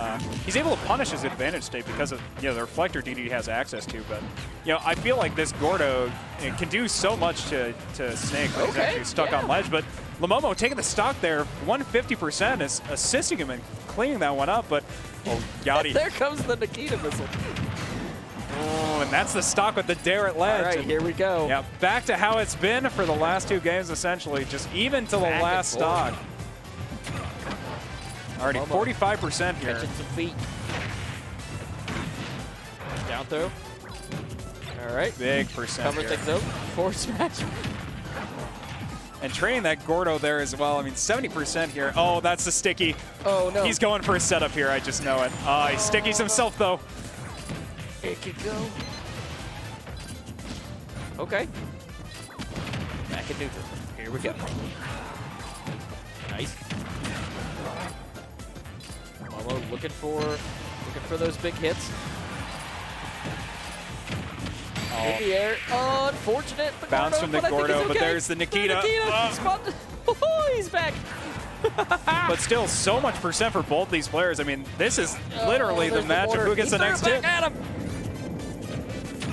Oh, and that's it. That'll be it. All right. That downer seals it. And Yati still has not lost a game this tournament. No, but Llomomo's still, like, putting up a good fight. Yeah. Close every game, but Yati managed to clench it out literally every game. Taking that set 3-0. Good stuff, good stuff. And we can do a little bit of an update if we want to, because sure. We have I believe we have a few people in our top 8 also decided.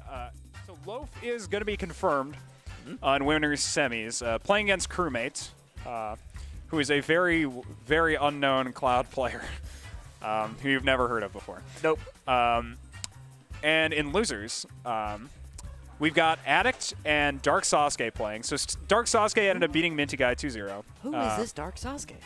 I don't know, but he's been running through bracket. He's winning. And now, at least in losers. Yeah, and so Dark Sasuke is playing Addict for the chance to get into top 8.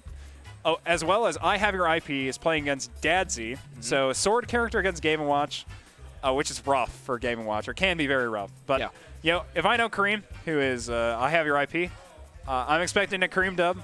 He plays extremely good neutral game, and unfortunately, Disco managed to beat Ehiz, who is the person who I really wanted to go far in this bracket. Ehiz playing Zelda, losing 2-0 against Disco. I'm definitely interested in what they were looking at for that set, but Stealth Pilot going to face Dat Derp Dog. Or the winner of Dat Derp Dog and Busta Nut 4. Huge. Busta Nut 4 and Dat Derp Dog. Busta Nut managed to qualify because Hype Too Hard ended up DQing. Oh, unfortunate. So very unfortunate to not be able to see any more of Hype Too Hard, especially after such a great winner set against Loaf. You know, I hope he's feeling good about his performance today, because I thought he performed very well. Yeah, Hype Too Hard really put out some great moves. But yeah, pretty soon we'll be heading into the rest of our top 8.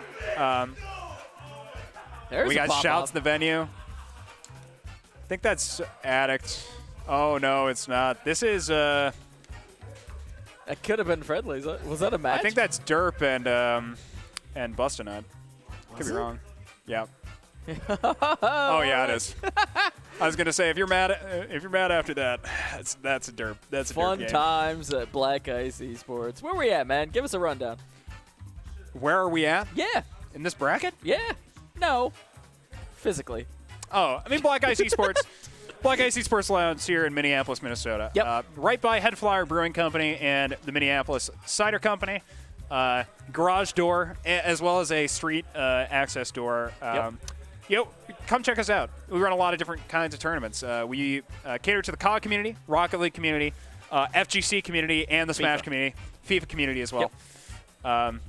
And hopefully, as more games are coming out, like there's been a lot of whispers about maybe seeing some Halo here at the space, which I would love to see. Halo Infinite is definitely like picking up in popularity.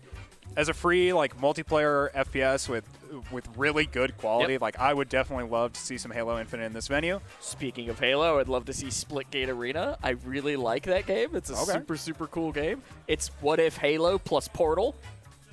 Okay, that Fun seems times. very exciting. I would love to see us get a little bit more FPS action throughout the week. Obviously, our COD players are doing work in the online bracket space.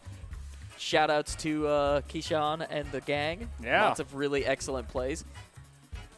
We just don't see a lot of it because it's in the online Yeah, it's space. online. We're not casting those games. They're not playing in the space, but you know, today we're in the space. We're going to see a little bit more FPS in the future. Yeah. I guarantee. Until then, we are moving right along, getting into our next match here in Super Smash Bros. Ultimate. Yeah, and so far it's been a really exciting bracket. Lots of different stuff coming from all the players here today, and we're going to be getting into our next match here pretty soon. I would imagine that this is going to be Loaf and Crewmate. Crewmate, who is a very unnotable Cloud player from Minnesota, managing to make it all the way to top 8 of this bracket. It's Thor, guys. I know you guys don't. I know I don't want to say it. It's Thor. We don't want to give it away. We don't want to give it away. It's Thor. Thor is here playing Cloud, and in top 8. We love to see Thor at this event. Thor obviously participated in the Wing Crew Battle, won the bracket for the Wing Crew Battle in a 60, a dominating fashion. Thor. I'd love to see him be able to perform this game in the doubles bracket. Falling short, finishing second. So, yeah, I'd be excited to see what he brings up against Loaf today because I think Warior Cloud is a solid matchup for Cloud. I think he's got a lot of stuff going for him. Both of these characters definitely are incentivized to play slower with Cloud's limit mechanic as well as the Warior waft mechanic. And Cloud definitely has the better kit, I would say, to play this more short and composed game plan. But already getting started off in the Crewmate favor. Oh, okay. But Loaf with a good conversion to bring it back, and now even step into the lead at 68%. Loaf really opening up some options there with that motorcycle. 82% here, and Thor just can't find a way in. He's probably going to be looking to use this limit pretty soon. It's going to run out. Oh, miss. But goes for a very committal option and ends up taking a little bit more percent because of it. Loaf keeping that motorcycle in play. There's a lot of really interesting things we've seen Loaf use with that. Yeah, but I also think if you know how to play around bike, it's just as dangerous because, you could see Thor using the bike to extend his hitbox with that cross slash earlier. Right. That, I'm excited so far. This has been extremely neck to neck. Yeah, very even, lots of back and forth. Loaf holding a minor advantage currently, and if he's going to get another one of those dash attacks, he's going to have a pretty big advantage. But ooh, okay. Catching that air dodge in with the back air, and there's the bike. Thor off to a disadvantage here. 105% for Loaf, though. It's interesting when such a good player like Thor is caught in these situations where there's a pretty significant disadvantage. Yeah, I think Loaf is an extremely good player in his own right there. Agreed. So, can't be counting him out. Came to play.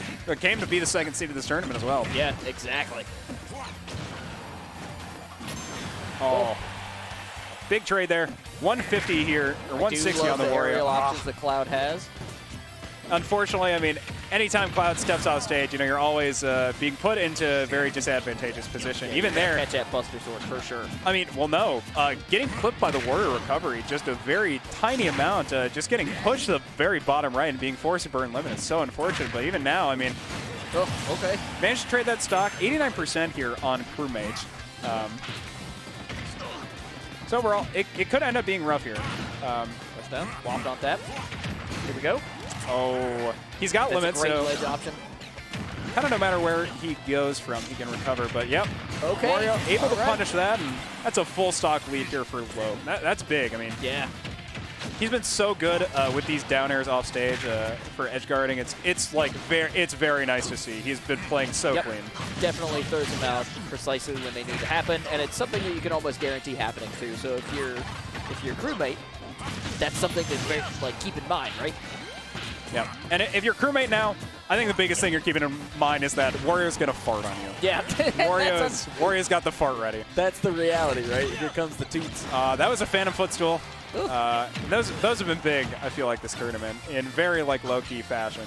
Couple of situations with that, yeah. Like dodging a Bowser up air to even just like dodging some minor percent. I feel like the Phantom Footstools have been extremely solid. Folks that like studying Smash footage, I think, are going to have a heck of a time with our VODs. Nice. Catching that ledge jump. Persistence was key with that one. Thor going for another back air. If it doesn't work once, do it again. Yeah. And he's dead. Oh, okay. Falling up air right. into the waft. That's a free one. Yep. Loaf taking game 1. I was mentioning that a lot earlier in their doubles bracket, but like it really is just that. Like any sort of kill confirm you get with full waft just kind of kills for like 50%. Yep. Although they have changed a pretty decent amount throughout the game's lifespan. Since it was released in 2019. So Wario not nearly as broken as he once was, but still an extremely strong character. And we're going to be getting into Wario Cloud once again here. And that's another interesting situation with Smash Bros. Ultimate is we probably don't have a whole lot of patches on the tap. So the last patch was finished. Okay, so they've officially said that's it. Yeah, the Sora patch was the last patch. Okay. Crazy, which means that we're going to really start to see this game develop, because I think when games are locked into the state that they're in, you see a lot of like player development, because players are like, all right, this is what I'm dealing with. Exactly. And I think in Smash, that means even more, because we got DLC characters. Exactly. They're characters that people haven't even been playing until they're released. Like, how about that? So many things to learn, and we haven't seen the last of Smash, I assure you. But Thor, with this empowered limit, has brought this game back into his favor. Yeah, it was kind of Loaf's advantage there for a while. Some really good opening starts off the stage. I am slightly surprised he didn't opt for a cross slash, but he is the Cloud player here, not I. Yeah, he's the professor. Well, professor, you got to be teaching it then. Tenure. Oh, trying to punish the recovery, but managed to get it horizontal distance from the cross slash to trade and vertical. Yeah, going for that down air. Taking it. There it is. Yep. Yeah, I think the only thing Thor or Crewmate maybe could have done there is try to full charge limit and try to contest it with that. It's a little bit of a faster option, I think, but the down air just works off ledge. Yeah. Unfortunately, just not able to do it into Loaf there. And Thor just getting punished. Here we go. Loaf. And any sort of disadvantage against Wario is massive, because it becomes use of the platform more and more with this huge combo game potential, but also extreme finisher potential for these last stock situations. Like the clutch factor on this character is nuts. All right, catch him with the up air, managed to recover from there. That was very, very close. That move does have lag on it. Back there. So Thor was just barely able to recover from that. Okay. Loaf just keeping the damage out. Yeah, unable to recover from there, just barely out of the distance. And it's another stock here for Loaf. 160 here. Get the bike. Looking to take that stock, otherwise we're in a 3-stock situation. Nice. On the air. So full stock lead here for Loaf. Thor managed to clean it up with that ledge trap, forcing Loaf to go high and catch him with a fair. And now 30% in it for Thor. And limit online. Situation. Both players really utilizing that middle platform. Yes. This is what I wanted to mention is I want to be seeing him go for the limit cross slash a lot. Or not limit cross slash, rather. Limit blade beam. Because I do think it's a very solid option if you just want to be, running through your limit, trying to get the most value out of it that you can, try to get a good value out of your projectile so that while it's even in the air, you can start charging the limit again. Yeah, it's a really excellent move. Going for a waft conversion there. This is a big fart that Wario is holding in. He is uncontainable. Thanksgiving is definitely trying to catch. Missed it. He reads the roll in, or the roll away, I will say, but unable to get the waft there. Thor spot dodging through it, and now last stock here for both players. Okay, 90% on Thor, or Crewmate, rather. He paid money so that I would call him Crewmate.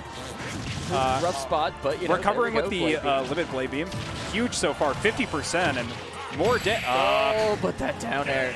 Yep, goes out to try to contest that Wario and It's nasty. just gets picked up by the dare because, I mean, when Wario's on the bike, I mean, his aerial mobility horizontally is so much greater than pretty much any character who's trying to contest him like that. Yeah, so it's really cool. you're kind of just forced to, if Wario doesn't have a bike, to just wait on stage and try to punish his recovery from there. But we're going to get into Game 3 here. Thor coming back with the Cloud, the Crewmate Cloud, into Loaf's Wario on the Hollow Bastion as well. You love it. I'm a big fan of Final Fantasy and Kingdom Hearts and pretty much anything Square Enix, so I like watching Crewmate play. They're a really fun player. I personally think just the options that Crewmate goes for, very intelligent. And I mean, even right there, knowing when he can sneak out of a combo with that up B. And now a pretty substantial percentage lead, but... oh, okay. Ooh. That could have been dirty. Yeah, and now he's going to be looking for a kill confirm here. Trying to get this limit cross slash. Oh, yeah, but it's the other way, so we'll just be putting on more percent for the next time he hits one or for the next big move he goes for. Yeah. Definitely a lot of really smart plays from Crewmate, trying to bring back this situation where he is currently down 2-0. In this game, though, looking really good, and that fair almost killing. 170% here for this Wario. Loaf coming back, touch stage. Bike goes up in the air like a pizza pie. 190% on this Wario. Wow, Why could be going? Yep, and that's going to be killing. Yep. Limited blade beam. I think Thor playing this game much slower makes a lot of Playing sense. with the bike. All right, see ya.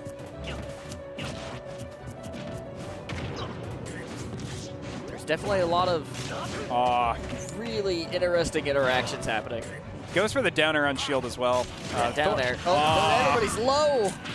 Thor trying to go for Waited the low punish so that he could actually just trade that stock right away, but unable to Smart find option. any purchase. Didn't work out, but, commendable. I definitely agree. I think in that kind of situation, just going for something like that is extremely beneficial where you think you're about to die anyway, because you are Cloud with a very limited recovery. Canceling out a cross slash there to hopefully get it another hit. Interesting. Now back to this limit. He'll have to up B here. Oh. I think it's very important to understand, the uses of limit and what Thor is going to be going for at different parts of the game, depending on percent, of course, and stage positioning. Mostly just opting for the cross slash in these games. Crewmate definitely likes that cross slash, but like we were saying, the blade beam, super cool option. Yeah, I mean, I think it's just really great in terms of just pressuring in neutral space. Yeah. Because in this matchup, I feel like that's a strength that Cloud has. He can pressure neutral space better than Wario, just because of having a projectile. Yep. Gets the untechable there, puts himself at an advantage in this set. Nice. But yeah, opting for that limit cross slash, and he's been using it a lot as a kill confirm, as it should be used. Up B at a shield. Making a chew. Catching that laser recovery. Now we're down to last stock against a Wario with Waft, which is very scary. Yeah, definitely a situation you'd rather not be in, so maybe baiting out the waft and dodging it. Definitely going to be, for a character, or for a person experienced on this character like Loaf, I feel like it's going to be something hard really to accomplish, but it's already happened once this set, so let's see if Thor or Crewmate can turn this around and catch us on our toes. Yep, canceling out the cross slash for a couple extra hits. That's a cool option. I like that a lot. Limit break. Oh, and he could be going for off the stage cross slash. Something deep. Catching the jump in. Awesome. Big win. Huge for Crewmate. Keeping himself alive in this winner's bracket. 1-2. We've got some salt to our right. Fun times. We're going to get right back into it looks like, for another game. Yep.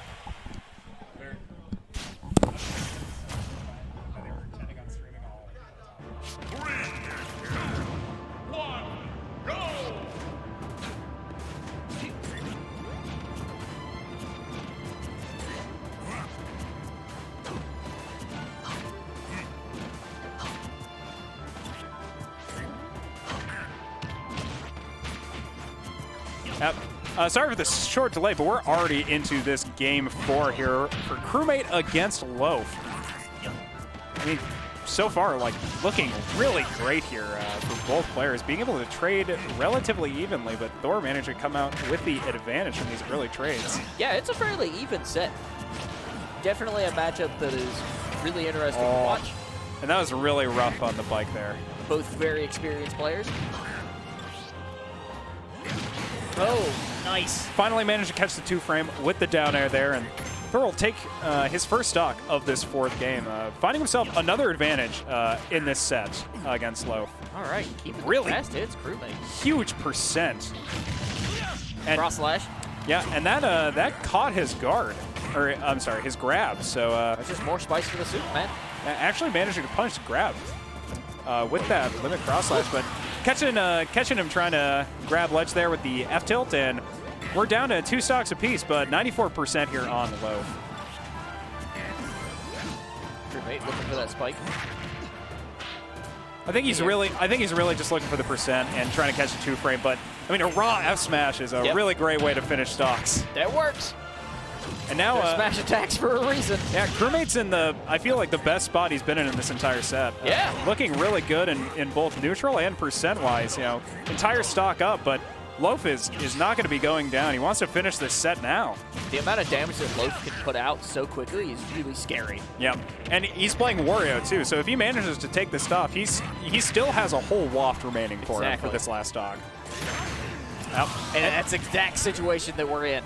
Yep. So 80% here on Loaf, but he's still in a really solid position to be able to finish this game. The waft is not fully charged yet.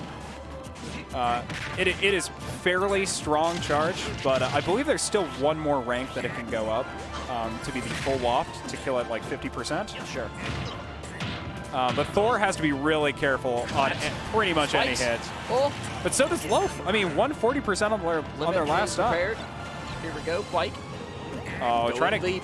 Yep, that hasn't worked for Crewmate here recently. He got him. Wow, catching the. I mean, just him hanging on ledge because he's at such high percent. You know, getting lower invulnerability while you're stuck on ledge. So, big win. 2-2. All right, let's see it. You know, Crewmate on the verge of a reverse sweep. Winners semifinal. Somebody's facing Yati in the final. Yep. And I think they really want to be there. Both players really want to be there. Loaf, after winning our doubles bracket, with Yati as a teammate, you know, would be excited to play against Yati again. Sure. Both of them kind of being the guest features at this event, coming from you know, Yati's native of Advantage State, because that is the local that he runs. Awesome. So definitely excited to get into this last game of our winners semi set between Loaf and Crewmate. Really glad to see a lot of cross-pollination in the Smash community space and some of our other communities as well. We have people traveling from even as far as the state over just to come hang out with us, and you can't beat that. That's incredible. Definitely. I mean, these players didn't necessarily have to travel too far, but they definitely spend most of their time here playing the game. As we are in this 5th game, and horrible catch with that down air. And, I mean, that angle is just lethal for Cloud. So, you know, first stock very quickly taken by Loaf here, and that is a huge advantage. 59% here. Here we go. The bike comes out. And if you're Thor, I mean, you got to hope that you're composed, because after that start, you definitely need to be bringing something into the rest of this game. I like how fast Wario's hits are. There's definitely, like, not a lot of frames on there. I don't, but that's because I think Wario is really good, because, he is a really good player. Trying to catch a 2-frame again, going for the same old, but... It's my sleep paralysis demon. Yes, I do see Wario in my sleep paralysis visions. He's very handsome, though, so I don't mind. This is why I have so much fun commentating with you. It's been a lot of fun tonight at the very least, but Loaf up to a 2-stock lead in this game, and Thor's got to find a miracle to come back into this. Like, and Cloud has it. Like, finishing touch. All right, there's one stock. This stock, we're looking to 50% conversion into a finishing touch. Is an easy way for him to come back to at least even in this game. He can do a lot, I think. Interesting situation. We're at that 50.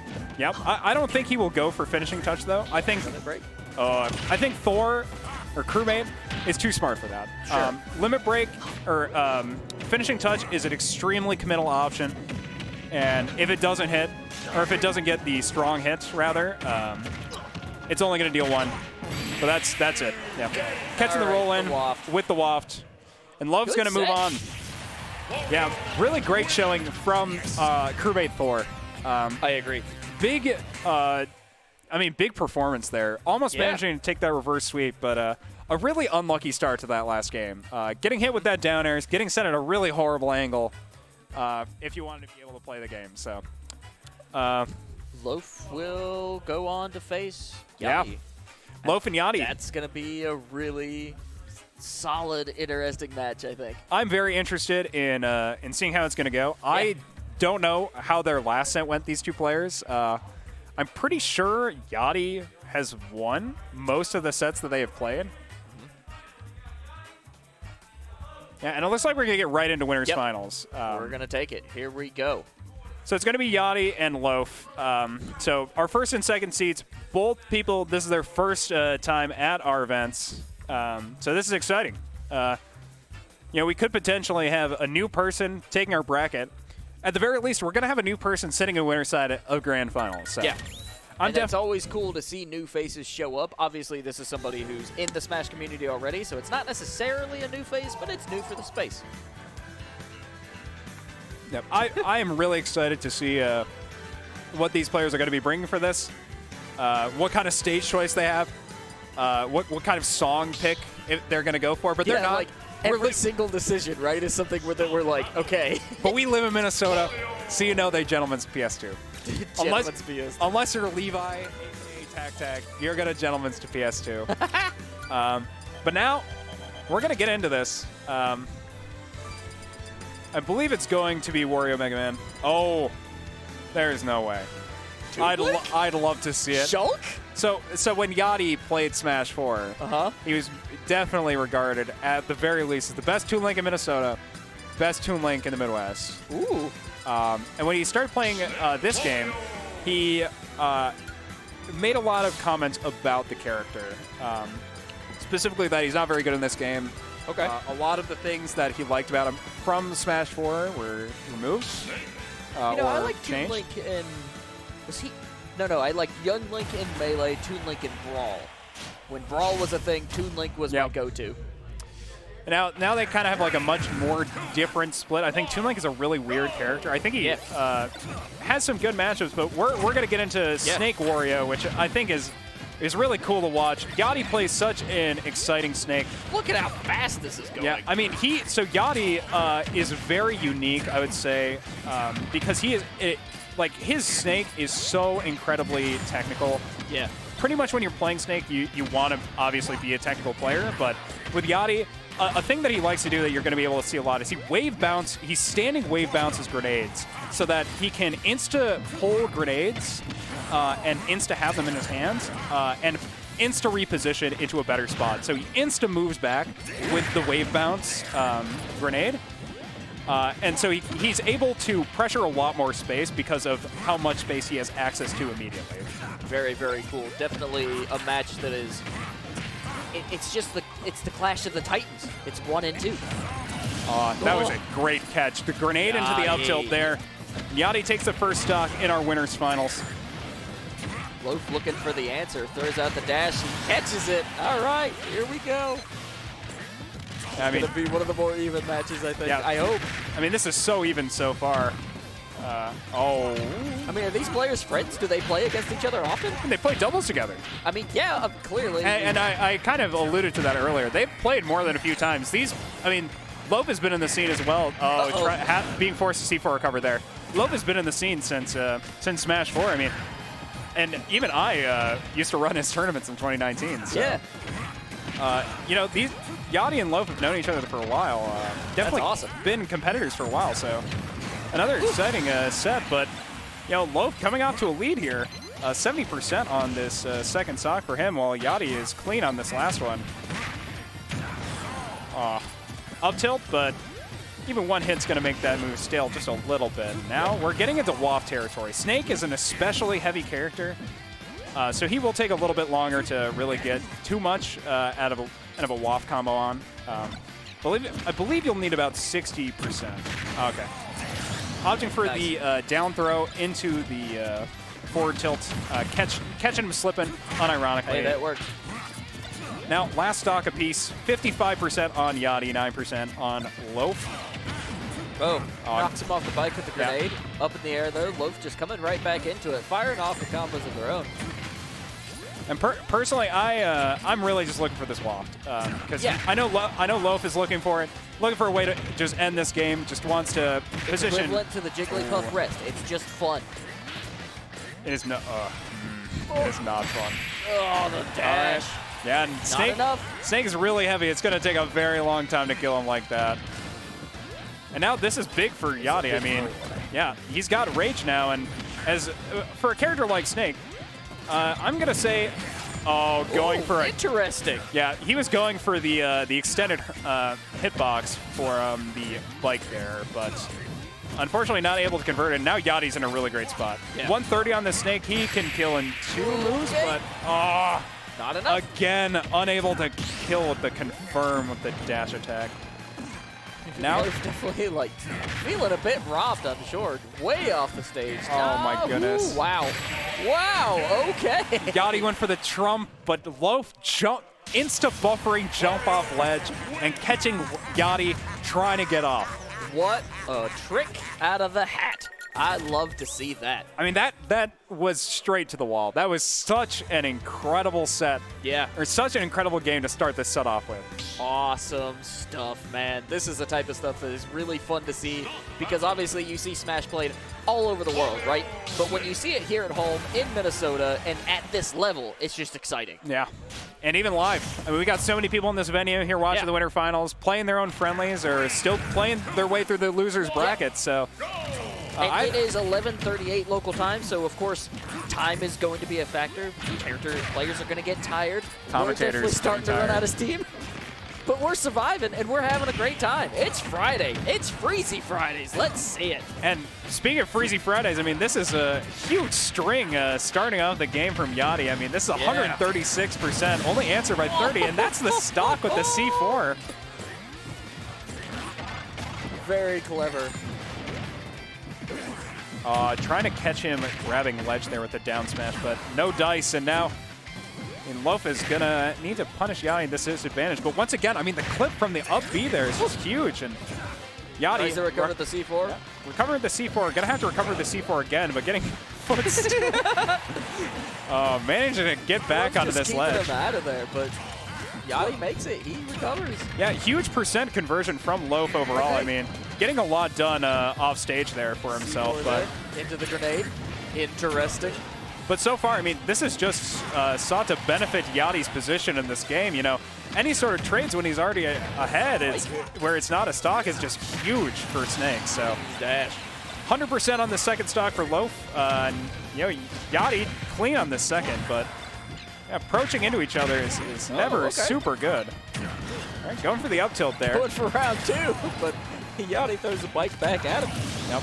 And keeping his movement really slick there. Be reversing the C4 at the very last minute to give himself space to get that up tilt to seal that stock. So really well played from Yati. And there's the grenade plays. That could have been big. I mean, he was about to go for the double grenade conversion where you drop 2 grenades, you hit the first one with the left grenade, and the second one you drop while you're in the air to hit him with the second.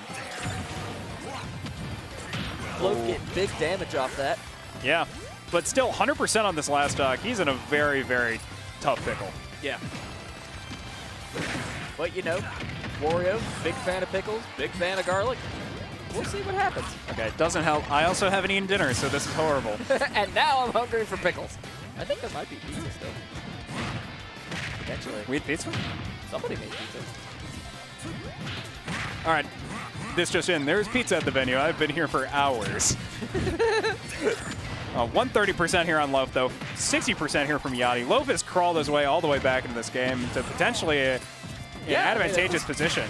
Oh, but he dies off it. Just as I say that, commentator's curse. Loaf hears me from across the room, thinks he is safe from that dash attack. No dice. I think for the most part, the players are wearing headphones, and whenever I was up front, I couldn't hear you. Oh yeah, just a joke. Just kidding. Kidding, of course, but.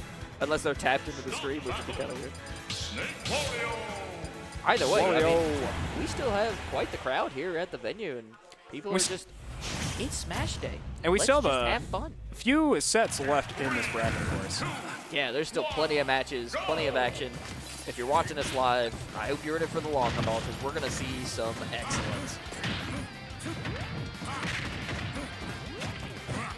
Man, yeah. Warior is interesting. Yeah, I mean, off to a really great start here for Loaf. I mean, this is, oh my goodness. This is such a good start, all things considered. In the previous 2 games, it's really felt like Yati's been able to develop an early advantage, and Loaf has just been trying to force his way back into games. But now, I mean, it's looking so much more even, but Yati, I think he was trying to maybe bait shield, but either way, not finishing that F-tilt for the knockback. I mean, these B-reverse ends, I mean, it's such a great way for him to be able to approach. And with the down there. And Loaf, that very much felt like it was a little bit desperate in trying to punish his disadvantage there. Or footstool, I guess is what we call it. Yep. Oh, but both players extremely high percent on their first stocks. Loaf 160, while Yati's only at 125. Keeping explosions 136. Spot dodge, the grab into the up smash to punish. Big start from Loaf here in this game. Taking an advantage, and at 170%, any advantage is going to count. But gone just as soon as I say anything about an advantage. 8% onto Yati, up to 13, but 20%, 27 here on Loaf. Here we go. Loaf throwing out those verticals. Things in the air, hits him with the waft off stage. Excellent low waft. Punish the Cypher, and that's a clean stock here for Loaf. Great advantage now. 74% here on him. Get a little chew. All right. Coming in with a dash attack. Trying to go for something spicy. Expecting Loaf to not taking the Nikita damage there, so you can maybe get an F smash. I see, like, these dropping grenades into the up air setup that he's going for. Like, I can see Yati going for it, but, like, oh my goodness. The gears are turning. I mean, it's so good, dude. This guy is so good at the game. Okay. He's going to clip that C4. Catches him with the nair, but it's not enough to kill, but the bike is. Bike back in the face. All right. A geyser, yeah, Yati's been playing mostly Mega Man today. He's played Snake for 2 sets. He played Mega Man for all of the doubles bracket, though. Yeah. Which we will have VODs of. I'll try to separate those out once tonight's over. Big clip, but with the air dodge, he still manages to recover.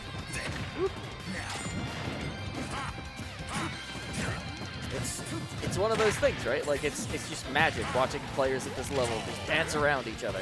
Very much so, and it really feels like, you know, they're going for their own individual things, and that Cypher was so huge. Okay. Oh, what is it? And he should be dead. Yep. That was dirty from Yati. I mean, going extra deep, drop zone nair. Real low. Catching Warior with the last hit, and knowing he couldn't recover that bike, I mean, managed to take that game, so really big win for Yati there. I mean, that was a super cool, sick game. Yeah. Especially like that ending. He started from behind, but he managed to crawl his way back in the game. Sticking with Snake. All right, let's see it. I think it makes sense. Minnesota used to be kind of colloquially known as the land of 10,000 Mega Men. The 10,000 Mega Men. So a lot of people know this matchup.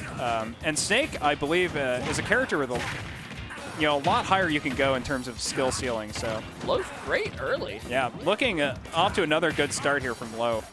Able to get a lot of percent, putting Snake at disadvantage and continuing to rack up this percent. 82% now. Really not a whole lot of health recovery on that Chew, is there? Oh, this is so smart. He literally, like, Yati is content just to hold a grenade and shield because he knows Loaf can't pressure his shield. He can grab him, but if he does it too early, the grab will get broken by the grenade, and he has to throw him at the same time the grenade explodes. So, unless he's keeping track exactly of when the grenade is pulled, it's much harder to really interact with. But So far, it's actually looking extremely even in this game now. Yeah, again, we're of course these are two players that know each other, and so it's the situation that we live in. It's an even matchup. They know what they're doing. And Yati is playing so clean. I mean, a lot of things that you'd traditionally be able to punish from Snake, he hasn't been doing nearly as much. But Loaf taking the first stock of this game. Oh, catching the jump off the bike, and that's slick. a stock. Yeah, I mean, even Stevens here in this game 4. I used to love all the quick attacks that Warior throws out. It's so much fun. Wow, that's so away. impressive. Catching the Cypher as soon as it spawns that F-tilt, and Loaf is off to another massive advantage. Nice. We might see them go the full mile. Yeah, we could definitely see a game 5 here. First off, I wouldn't be against it, and second off, I mean, from how this game is looking so far, it's looking like we're going to be receiving it. Yep. Anything could happen. Truly, and I mean, now Snake in disadvantage again, and I mean, Loaf's got Waft. Nice. We are going into game 5. Ventura, we are not going to mod you on. I apologize, but you're going to have to find a mod somewhere else. I was told you were irrelevant. Not my call. Nothing personal, but somebody claimed you were relevant, and until we can personally prove against that, won't happen. So I'm sorry. It is what it is. Here we go. Game 5. Yeah, and this is what it is. Winners final. Oh, Yeti. Opting with the red camo. Yeah, red digital. I like this. No mods. We do have one mod in this chat. So don't be too careful. Keep track of things. Both going red here in this last game. Almost there, Oh, Yati tried to go for the hard read, catching the 2 frame in the F smash, but no dice. And now back to evenish to percent. So Nice 6. exchange. Oh. That was almost ridiculous. And it's definitely all about advantage for these players. Like they're full on going in. Both players are approaching in this game, which is nice to see. Yeah. Personally, I don't think that's how this should go. I really would like both of them to actually be camping each other. I mean, regardless, it's so even. Yeah, I mean they are interacting like their interactions are like very shared in terms of the percent win rate. Ooh. Quick jab. Here we go. Grabs. Butts. Yep. And Wario doesn't have that many powerful actual kill throws, so but that will kill. Okay. Oh my goodness. Not quite.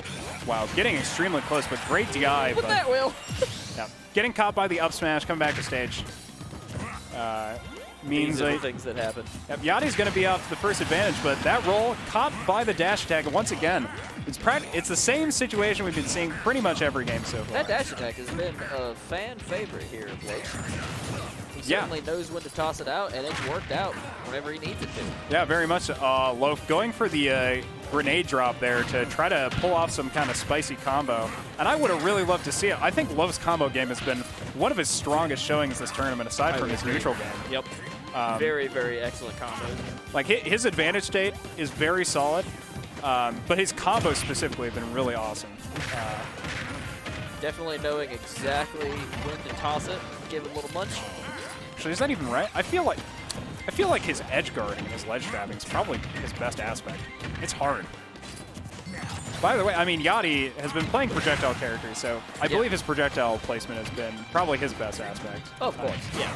Definitely some really excellent. And that was a great trap from Loaf. I mean, catching it, so no matter where Yati chose to go there, Loaf was going to be able to punish it because he has 2 fast enough options to be able to do it. And now Loaf up to a lead in this last game of this set. Really good percentage lead. In the grand scheme of things. Here we go. Ooh, okay. I mean, this is just huge. Yati has to find a way back in this game, respectively, but he finds it. He does, yeah. 20% here for Snake on his last stock. Against Wario, 0% on his last stock as well. Here we go. Yeah, we got Waft online, but eating those grenades is going to keep Wario in a bit of disadvantage. Love the explosions. Fighting Wario is like being in a battlefield. It's really kind of stressful. We're fighting Snake? Yeah, very much so. This character is definitely no fun to play against. Shell shock just a touch. Very, very high pressure if he's able to really put it all on you, but ooh. Bit of sizing up. Here we go. And to be honest, it's any player's game right now. Like, this is so incredibly tense. Loaf could finish this with a waft, and Yati could finish this with, I mean, a conversion into an up tilt for sure. Several things. One grenade into an up tilt will pretty much guarantee kill. Grenade. Oh, a little bit more percent, and it is going to be enough. I'd say probably about 125 is guaranteed to kill from up tilt, but yep, that's a loft. Right. That'll be killing. Okay. Good job to Loaf. That's a huge win to take. Taking it over Yati, 3-2. Loaf moving on to grand finals. Absolutely massive win for Loaf here. Second seed of this tournament, taking out the number 1 seed, and not just that, but in a really awesome set. Like, so much going on in that set. Agreed. Both players really having a lot going on at any point in the set. And now Yati is going to be sent to the loser's bracket and going to be forced to climb his way out if he wants to claim this pop bonus.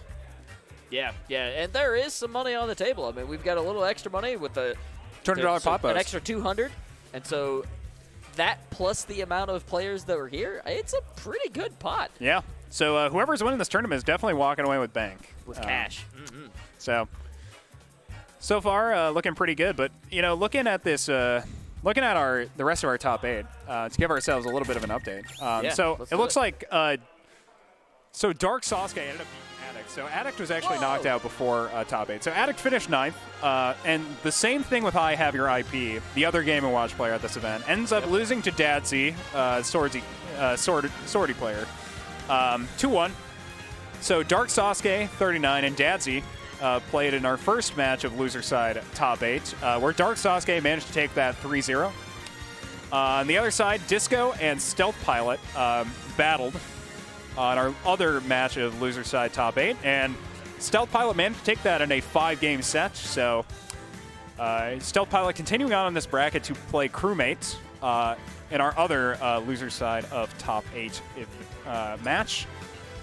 So remaining matches we have here today, we've got Llomomo and Dark Sasuke 39, as well as Crewmate versus Stealth Pilot. The winner of those 2 sets will play. The winner of that set will play Yati. And the winner of that set will find Loaf in our grand finals. Here we go. We're already jumping back into it. We've got Crewmate as the Cloud, Stealth as the Bowser. Let's see what can happen. Both awesome players. Yeah, this should be a good one. I mean, I believe we've gotten to see this this set before. I'm not 100% sure, though, and I believe that Thor won the last time in 3-0 fashion.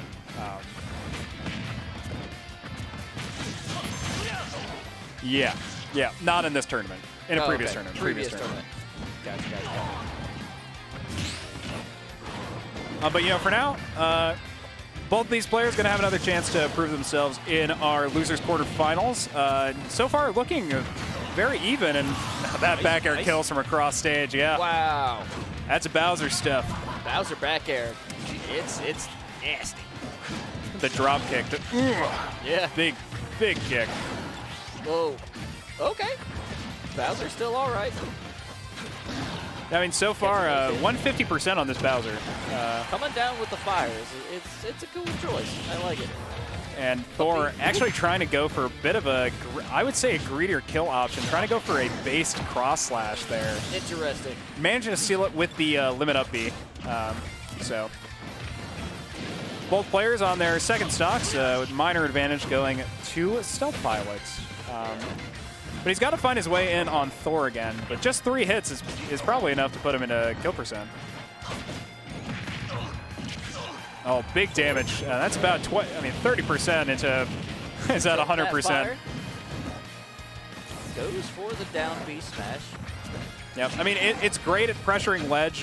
It's kind of like one of those options where you're pressuring on stage and your opponent is feels like they can be safe at ledge, and then you just drop on top of them and there's no safety. And Stealth Pilot option. Yeah, really great great positioning in this game. Something that I haven't seen Stealth Pilot do in the last few matches is Bowser has a really great up throw that leads into a bunch of really cool options, and I see him do a lot of down throws. which is interesting to me. Yeah, I think it's kind of the option spread you have, and I think the Bowser up throw is actually pretty DI-able, so you have to really be able to get a read to be able to combo off it. You gotta chase him down a little bit, but it is an option that a lot of Bowser players play, so I wonder what the mindset is for that. Yeah, I think if I were in the position of the Bowser player, I think I'd... Oh, yep, Thor's dead. Wow, okay, yeah. Stealth taking the first game. Yeah, if I was in the position of Stealth Pilot, I definitely would be interested in, trying to get stage advantage more than anything, because your Flame Breath will punish Cloud so much trying to get off of ledge. Yeah. Any sort of option he chooses is pretty much always going to get stuffed by the Flame Breath, except Get Up Attack, and then you can just short hop Flame Breath, and you'll catch Get Up Attack as an option, so... I feel like it's really hard if Stealth Pilot is playing, like, very well for Thor to be able to do much in this game. For sure, for sure. Crewmate has got to be comboing off. Comboing this heavy character real hard to be able to hold consistent advantages in this game and getting consistent kills at early percents. Stealth going with the British pink version of the Bowser. Yep. Maybe he's feeling a little bit exposed, like a muscle or a nerve, so he wants to match the color, but... Yeah. Either way, in this set, he's looking extremely composed. This Flame Breath doing work. Already at 100% that Clown. Cross slash. Oh, but, I mean, he's still trading. I mean, this is not a position you want to be in if you are a Stealth Pilot, necessarily. Just want to be able to get this kill off, finish this game ASAP. Yeah, not able to catch his jump there or push him off in a meaningful enough distance to get the limit away, and Cloud able to punish Stealth Pilot attempting to get back to ledge there. Yeah, the up B with Bowser is definitely something that's also super cool, because the more you tap that, the farther you'll go, and so it's a couple little extra mileage you can squeeze out of that, but unfortunately that cross slash just caught right in there. Yeah, but now, I mean, up to the second stock so far. Oh, going for the up throw there. Yeah. Nice little conversion there. I'm almost a little bit surprised he didn't go for back throw. I feel like it is more guaranteed percent to go for the combo throw, but that funny looking fire, but now in a little bit of a tough pickle here for Stealth Pilot. Lots of definitely on the receiving end of some business. Interesting. Nice punish. Great punish there. Really wow. excellent. And all of a sudden he goes from being in a poor position to having a huge advantage in this game. Depending on how long it'll take for Cloud to take this stock, I mean, Stealth Pilot could be looking at the advantage that'll win him this game. That was incredible. Very, very smart. Oh, that should die. Positioning. Oh, Bowser being heavy enough that he doesn't die against the regular limit cross slash. Right, but a regular back air from left side of stage at a bit of a higher percent will definitely take that. Here we go. Blade beam. Stealth, making sure that those forward airs connect. Oh. Up tilt. And he's been doing this option a lot, which is the dash turnaround up tilt to try to catch. Is really, really cool. The area it covers and the amount of damage it puts out is really kind of surprising. Like, it'll toss play most characters just straight up in the air. I mean, that's specifically why he's going for it, actually. Yeah. He's going for the dash turnaround, so it'll cover rolling as well, but... Stealth Pilot. Okay. Great tech there. Interesting. Oh, and that should kill off the top. Pilot. Excellent turnaround there. Stealth Pilot up 2-0 now. I mean, I feel like the way he's playing is so composed. Like, these turnaround up tilts, I feel like, are fishing for like specific options. He's not falling into like these classic baits of playing into Cloud, and he's just playing extremely composed. And after a 3-2 set against Disco, being up 2-0 against Crewmate has got to feel pretty good if you're a Stealth Pilot. Yeah, Stealth Pilot could very well end up in our grand final set, and that could be really interesting because Stealth Pilot has been winning our weeklies for the past couple weeks. Just how good is this Bowser? We will find out tonight. Yeah, I mean, his up tilt, as somebody just mentioned in chat as well, is also a super good anti-air. Yeah. A lot of the options that Thor is going to be wanting to go for to be able to really take advantage of the advantage he can have over Bowser is in his like combo potential. Nice. Oh, good damage there though, and managed to get back onto stage. Use that mostly just to get back. Just give himself some pressure with the tangibility from the startup frames. Another spot dodge. Ooh, oh, sick. Ooh. And if you would have caught him with that back air, I mean, Thor would have died, but managing to get back on stage, and now Stealth Pilot in a pretty rough situation at 150%. What? Yep, okay. Crewmate looking for an option. That works. But Crewmate, catch him with that Barrett ledge. Just barely catches him. That's enough. Barely catching him.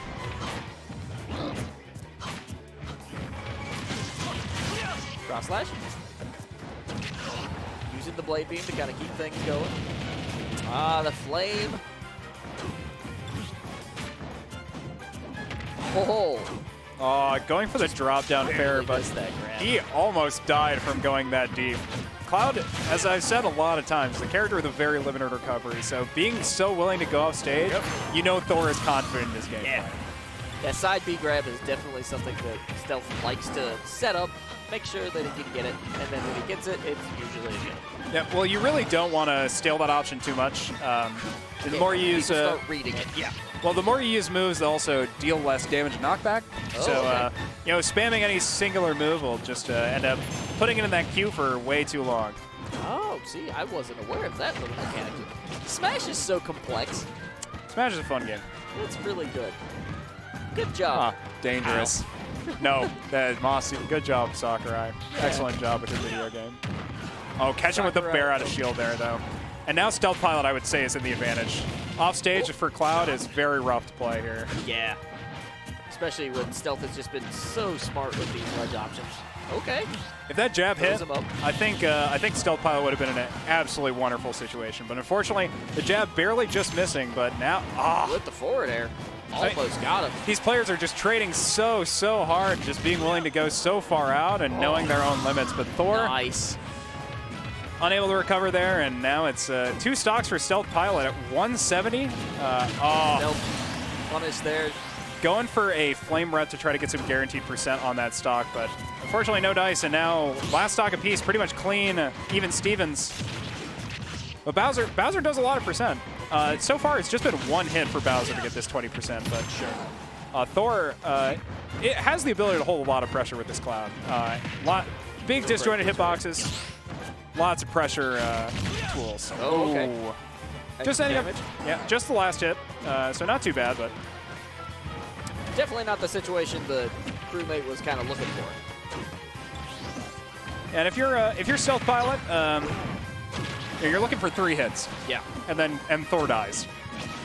But it's 1 hit. It's 1 hit for Thor now. And as long as it's a limit move, it's definitely gonna be it. Go.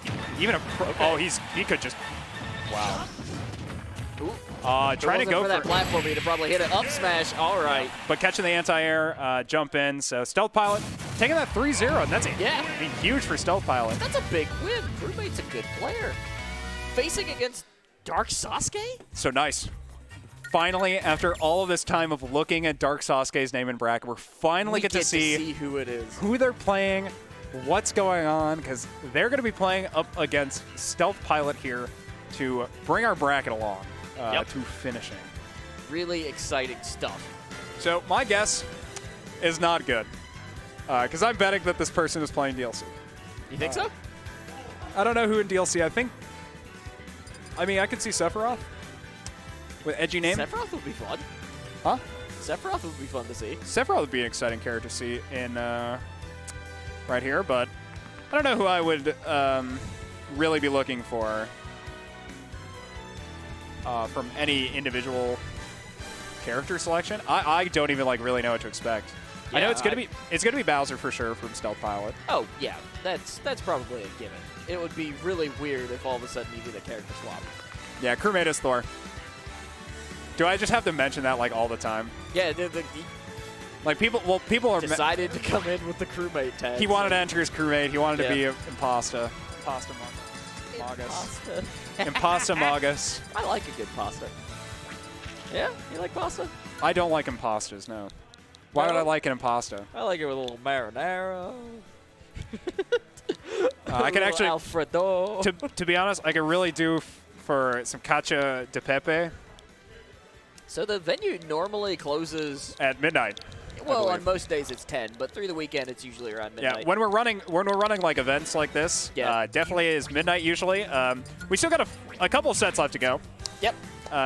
Hopefully they don't go too long. And we were kind of told early on that we'll go as long as we can. I mean, this is a huge turnout for Smash here in Minnesota, and it's been an awesome bracket. So I mean, we're in it for the long haul. And then tomorrow we have our other monthlies, which I believe starts at noon. Yep, that'll be exciting. Waking up after this. Fighter, Guilty Gear, all sorts of additional games, and that's really exciting. Do we have FIFA tomorrow, the monthly as well? I don't know if we have FIFA or not. I have to check the schedule. Yeah, I'm so hyped. I'm so excited to see this. Dark Sasuke 39 is a Zelda player. This is so sick. Yeah, this is the Let's Zelda go. No, Ehis is the Zelda that I want. We haven't got to see Zelda. Yeah, but now we got a Zelda going on. Let's go. Just is very cool. I mean, I know a few people in the scene have played Zelda before, aside from Ehis. I know Steven Shark, before the DLC came out where he started maining Min, he played Zelda, because she's a very interesting character in this game. Sure. Hey, let's go. Very cool. Yeah, I was gonna say, kind of figured. So I'm excited to see Zelda. We had Ehis on Zelda last time, and so far, I mean, this Zelda off to a little bit of a slower start, but managed to bring it back over these last few. Oh, big kicks. Yep. Unfortunately, that F smash let him put him at a little bit of too long of lag there. So Stealth is definitely a player who comes in with a big presence, I would say. Oh, Dark Sasuke is a new player, apparently. Is that true? That'd be really exciting if true.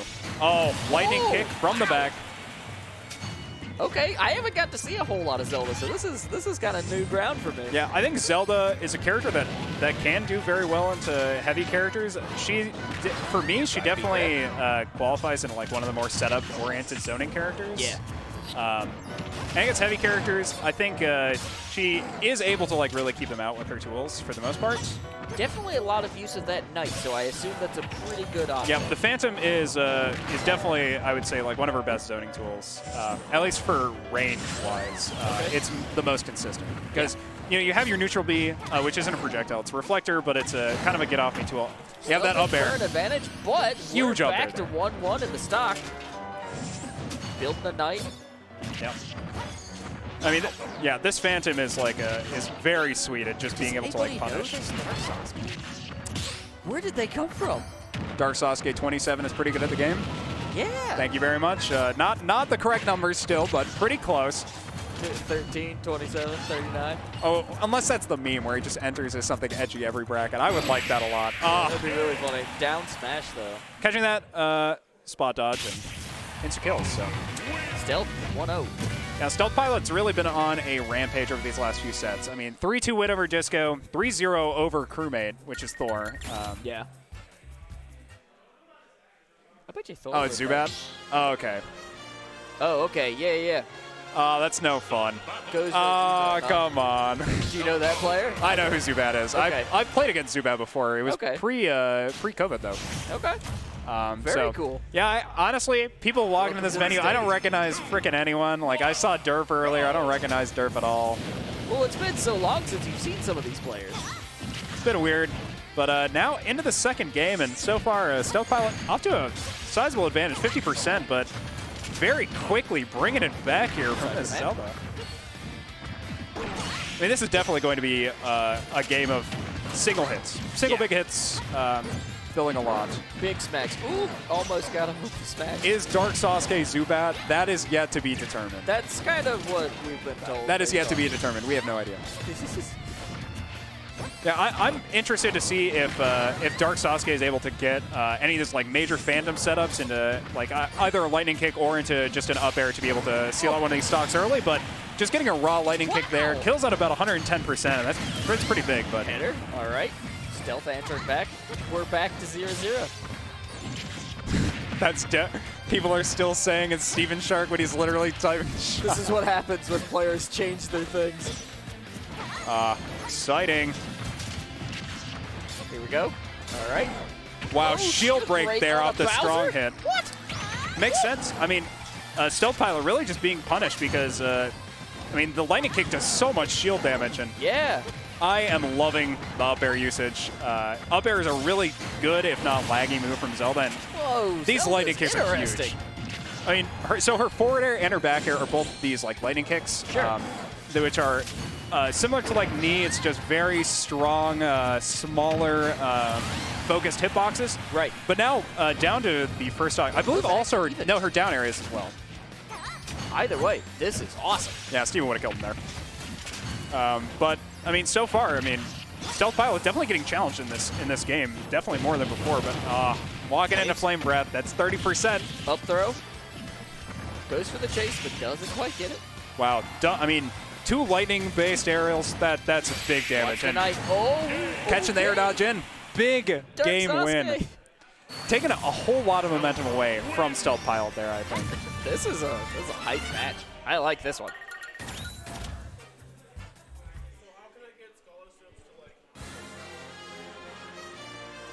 Be really good at the game. Play Yati in friendlies for an hour.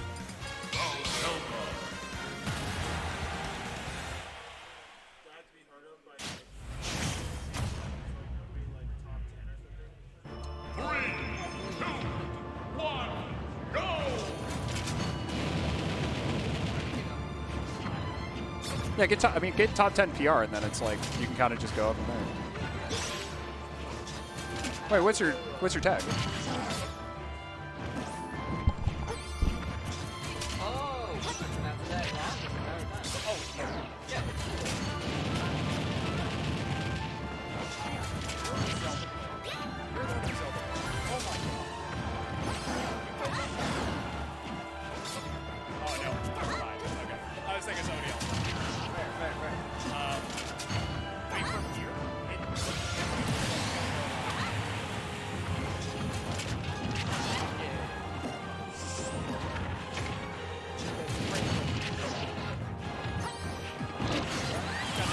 Nice conversation with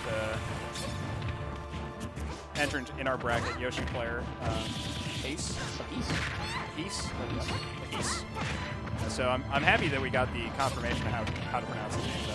But yeah, while we were on cool. that, I mean, both players lost 1 stock while we were talking, and now Dark Sasuke 39 looking to be in a little bit of disadvantage, about 70%, and a whole stock now. Wow. Here we go. Stealth Pilot coming in.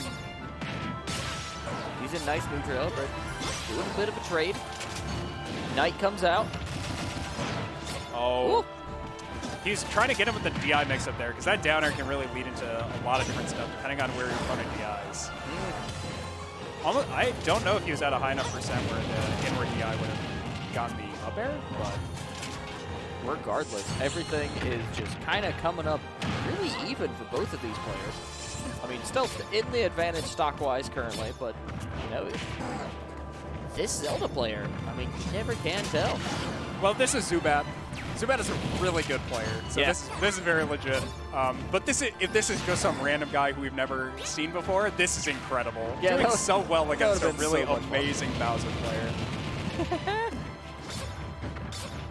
But I mean, so far it's looking very scary for Dark Sasuke on this particular stock. Okay. But now, go hang out with Beast. He lives over there on those platforms. oh, 40% already. 2 hits. Oh. 60%. 73. You could just die here. Still Nope. would've. Not quite. I'm not gonna say it, but chat would probably say he should. Nice. Nice. Dark Sasuke getting killed by the command grab there. Unfortunately, missing Stealth. that spike. Very good defensive play. Catching the command though. Love it.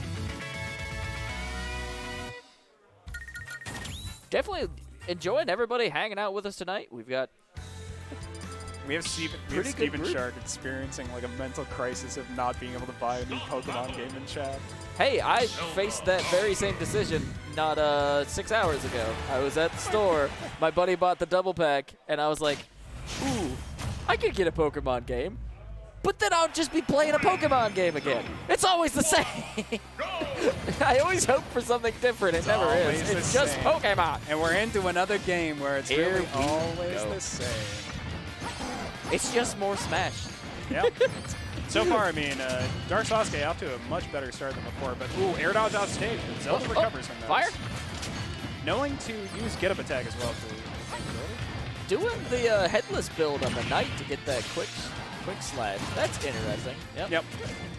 Depending on how much you end up building it gives you different stuff. Yeah. Very minor. It's just a punch. Mid slash, upward slash, and then the final, the uppercutting slash, which is the setup move, which is really cool. Nice. Stealth, keeping things active. Lightning kicks. Oof, the footwork. Yeah. Oh, the footwork. I mean, setting him up in so many different traps here. Yeah. The fact that that F smash didn't hit is a crime, almost. Oh. That is just rude. Right there.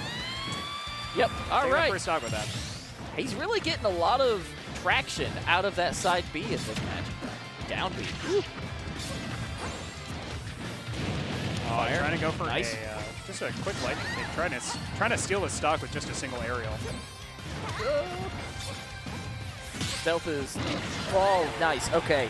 And if he keeps going for like easily telegraph aerials like that, I feel like it's only a matter of time before that's gonna happen. Yeah.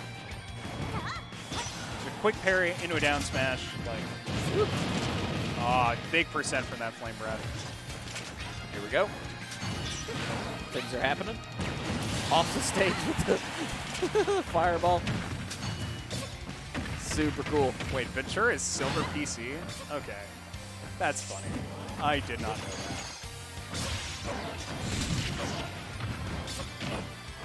Finding out. There's that command grab again. Yeah. Another command grab steals out another stock, just like you said. That's what I'm saying. He's getting a lot of traction out of it. If Yeah. it works, it works. Managed to kill pretty much every time a command grab. Keep it low, scooch it back. I feel like it's the last 3 or 4 stocks. It's one of my favorite stances that Bowser does, is the real low. Nice. Turtle. Stealth looking great. Oh, it grabs him out of that as well. Oh, Tries to almost get got the fireball. clean setup, but All right. Zelda at a disadvantage, of course. But anyone's game. silver Stealth keeping up the action, hits him with the header. All right, Stealth Huge. Pilot. That's that set. 3-1. Stealth Pilot moves on to face Yati's in the losers final. And this is gonna be one. Yeah. This is definitely gonna be one. Woo. I do not know what to expect from this, because if you're a fan, Which I am. I am a fan of Stealth Pilot. I'd be scared right now. Yeah? Because the things about Bowser that are The mountain he has to climb to reach the top tonight not even just that. is pretty staggering. I think it's just like the matchup spread that Yati has available to him. I think there are definitely a lot of things he could be going for here. To be honest, I know what I want to see. I know it's never going to come out. He's going to go for the Mega Man. I wanted to potentially see the Doc. I know Yati loves his Doc. Yati's got the nasty Doc, but no Doc this game. Gonna opt for Mega Man, and Here we go. Let's get that full screen action. and already out to it, 50% almost for Stealth Pilot, 52% on him. Yati coming in. Goodness. This is definitely kind of what we expect. I mean, Of course, yeah. I mean, Mega Man throws out all these projectiles, hits the big hitboxes. I mean, it's traditional. I'm definitely interested in just seeing how Yati plays when he's at close range, because I think Pellets and Bowser are very poor. Yeah. Just specifically because tough guy. Crash. All right. Nice. Yeah, I mean, Trying to get back to the stage. they're trading percent, but Yati's trading about 2 for 1. Yeah. Getting the uppercut. Yeah, he got the jab block there with the first hit of the pellet, so pretty clean conversion there from Yati, and Smart looking play really from Yati. great in this game. Yeah. Hasn't really given like any individual instance, I'd say, Yati aside from maybe definitely getting hit by a ones. down air, a spare disjointed hitbox, but not really going to be enough. Definitely a few folks have kind of trickled out, but of course, thank goodness we have the stream going. And anybody who's either couldn't make it or had to duck out early, I mean, we have the action right here for you. Yeah, very And much it'll be so. available in VOD form, so folks can, watch it, study it. It's a part of our history now. History's being written. Catching Yati drop between platforms there with that back air. And now it's 2 stocks apiece, but 77% here on Stealth Pilot. This is definitely a really interesting match. Like, it feels like old guard versus new guard. Because Yati definitely been in this scene for a while. Yep. That was a great try to set up that trap, but Stealth Pilot managed to avoid it by landing on stage, and Yati unable to punish the stage from landing. Backwards metal throw. Yep, it is an omnidirectional projectile, so you can choose to throw it in any direction, even straight down, where just you can like just catch it right Mega after. Man 2 on the NES. Fantastic Mega Man game. Probably one of the best. Ooh, he doesn't tech those, and Stealth Pilot drops it to Metal Blade knockdown, so... Down throw. And that's great percent there. Oh, wow. Okay. I think going for these down air combo potentials is very, very smart. Oh, Nice. He could just die here. Ooh. I think he's just dead. Oh, stealth. Yep, you can just do this about 2 more times. Yep. And then he's gonna try to come back. He's back. Oh, Okay. All right. lets it back on stage. What a nice guy. But What a bro. Stealth. oh, he was hit. I'm afraid that because Yati knows he's on stream, he's gonna go for something fancy. Oh, you think so? Oh. Do you see how he's playing? The Oh my performance. God, he's just going for it. I feel like. Oh no. On yeah. stealth. Not to say that Okay, it's like a all bad right. thing, but like That was it's pretty good slick. thing. Because oh my God, this is so hype. But yeah, Yati in a very scary position, at least on this stock, because that's gone. 160 Sure. All on right. this Yep. Bowser. You never know. I say it a lot, but it's true. Yeah, trying to catch it with the Metal Blade confirmed there, but not able to get anything immediately. Flame blade out. Crash blades. Projectiles. Mega Buster. Yeah. Doing All right. projectiles, throwing them out. Yati making game 1. That's a good start. I mean, Yeah. it's going to be Yati's warm-up for if he wins and Sure. heads back to play against Loaf. For Stealth Pilot, it's going to be the continuation of a really great losers bracket run. You know, Yeah. beating Dat Derpdog, Disco, Crewmate, and Dark Sasuke 39 all in a row. Now up against Yati, down 1 game, but Yeah. Stealth Pilot definitely had a good night tonight, regardless of what happens here. here on the Hollow Bastion, definitely interested in seeing how both players are going to approach a smaller stage. And Yati is going to approach it by approaching. Yep. Just walking straight up with these pellets. No fear. You know, Yati's Mega Man is just pure, unadulterated bravery. no fear, but 113% for all of this no fear he's been practicing. Yeah. Not really that great for him. Bowser can't just kind of kill him with a lot of different things, but Hits with the crash. Air blade. But this is what I like to see. Is Yati holding lots of... Wow, that barely connected. Bowser is a large body. Like, Yati holding so much space on the stage with the projectiles. And even, yeah, just constant Mega pressure. Buster caps it. All right. I'm trying to land with Throwing the... that saw blade back. Yeah, so back when this game had first come out, the Mega Man Leaf Shield was an extremely strong tool. Now, it's still pretty strong, but when it came out, this move was just ridiculous. Yeah. I definitely remember seeing a lot of different videos of people really kind of cheesing that Leaf Shield. Yeah, but now, I mean, Yati is really using this Getting a Leaf lot of Shield in mileage full out of effect, yeah. So even if it may be a little bit weaker than it was at the start of the game, still using it like an extremely strong tool like it is. Lemons. Throwing out these lemons, pellets. Oh, okay. That's another Mega Buster. Yeah. The Mega Buster is just working out in this particular stage. Down throw. And Yati's looking definitely in a groove now. I think he's been able to fully read Stealth Pilot, figuring out what he's going to be going for in terms He's of got the what he's download. looking He for. knows what's up. And that's the thing about Bowser Flame Breath. If you have options to pressure him diagonally or even in a straight line, but having a slight amount of vertical pressure, so it's not like, getting eaten by the flame, you can really easily pressure Bowser Flame Breath. So it's not. Stealth doing his best to try to keep the projectiles off. Yati and Loaf fans in chat. Oh, Okay. that boost F tilt, eating a pellet with a tough guy into the eventual really solid hit. Oh, not enough. Yeah. And that'll be game 2. Yati So it's just a quick JV2 from Yati. Big win. I mean, I say big, but in reality, he was behind at the very start, but managed to bring it back pretty quickly, and then Yati showing strong in this particular match. Yeah, I think Yati's been really great through this entire tournament. Oh, of course. It'll be hilarious to think that, you know, this is Yati and Loaf. It's their first time here at this venue. They're going to go home, potentially winners of the doubles bracket, and for sure, well, they are for sure winners of the double bracket. And if Yati takes this game, at the very least, for sure, 1 and 2 at this event. Yeah. So that'd What be a really sweep. exciting.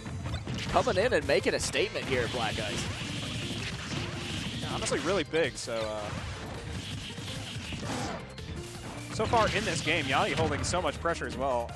Practically 100 unanswered per send, and going for the footstool. Whoa! Hit him with the flex season. Wow, okay. Now Stealth Pilot is at a massive disadvantage. Stealth just getting hit with all sorts of business tonight. Stealth Pilot is doing a lot of stuff that I think is interesting, but I am afraid. It feels like he might be desperate. Maybe he hasn't played a lot of Mega Man, or maybe the night is starting to get to him, but regardless, it's a rough situation for Stealth Pilot. I'm going to say, it really is Yati's Mega Man, though, Yeah. for sure. Like, this is the Minnesota Mega Man. Yeah. Kind of unquestionably. So if you're going to be struggling against any Mega Man player, it would definitely be Yati. I mean, taking a lose to Yati, not a bad situation.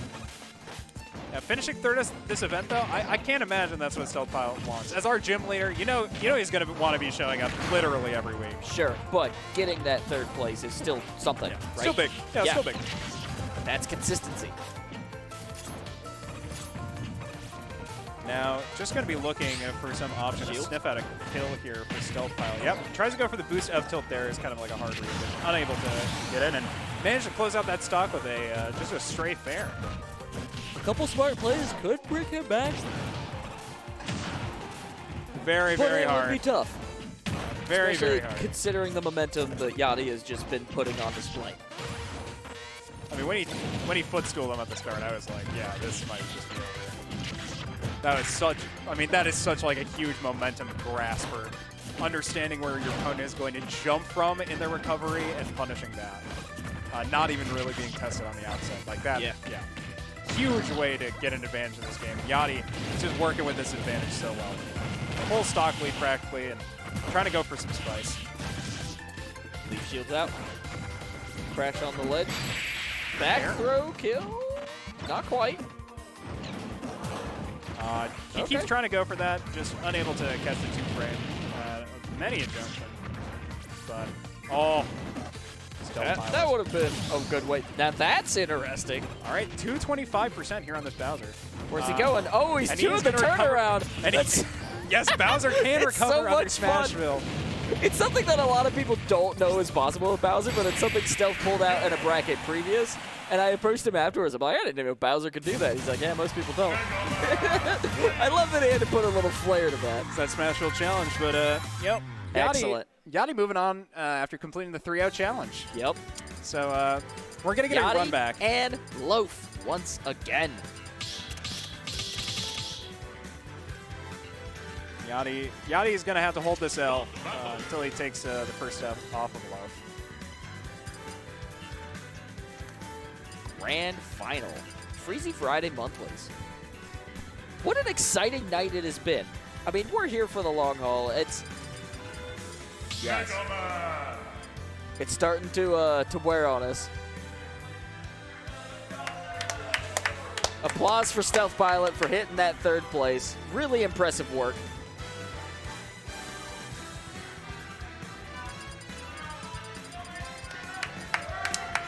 Woo!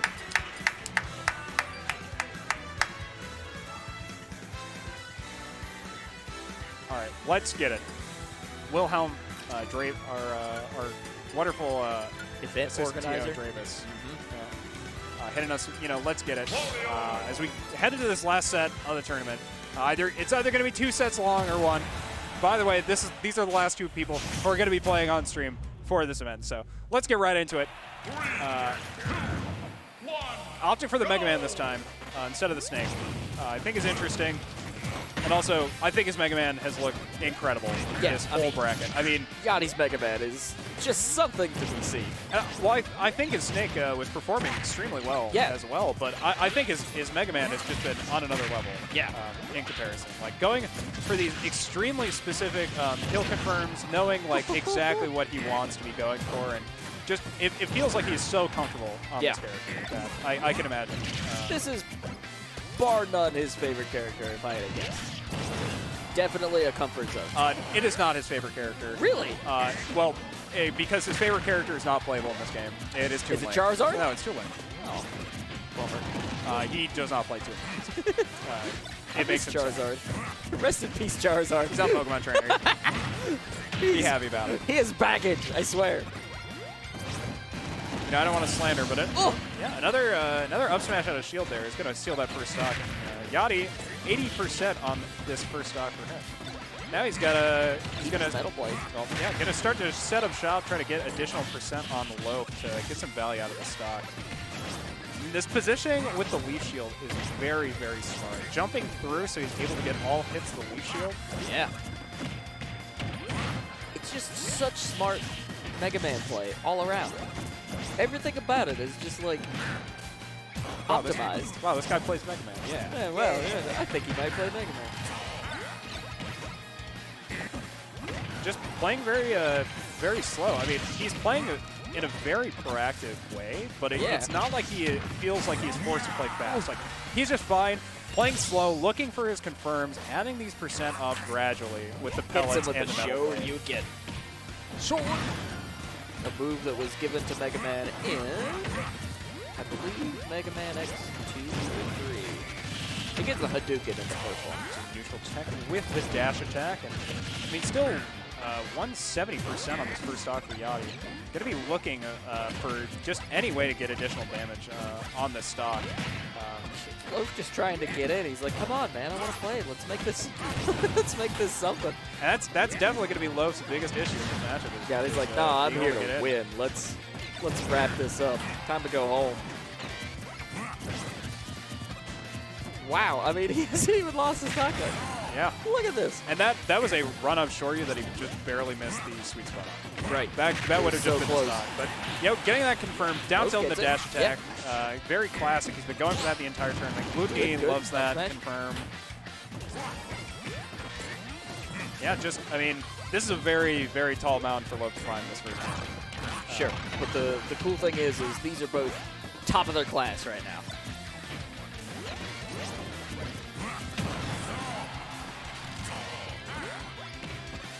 I mean, I'm just in awe. Like, the speed of these players and the way they're kind of, like, judging each other and figuring things out. Like, it's awesome. Okay, here we go. I think it's really interesting because it does really feel like both people know each other's characters so well. Like, these people, Yati and Loaf, definitely play each other more than a few times. It's just nuts how much like it feels like they're respecting each other's options. Crash definitely being the disruptor tool. Not a whole lot of kill potential on that item. Yeah, I mean, I think really what it gives Yati is it gives him more options when he's trying to contest with edge guards. Because it gives him that protection on the ledge when he's willing to be going so far out, so that even if the person he's attempting to edge guard manages to get over him, he's still just going to be affected by the crash bomber instead. Just going to be stuck at that ledge. At best, it interrupts what they're doing. At worst, you get a couple more percent. Yeah, but if Loaf can take this first stock, he's actually in a pretty good position potentially to win this game. Yeah. He's just got to get it. Yep, he'll be on waft percent, or he'll be on waft time, so. Very similar to pizza time. Yep. Or taco time. Okay, I'm still hungry. Oh, sorry. So. Yep, slide.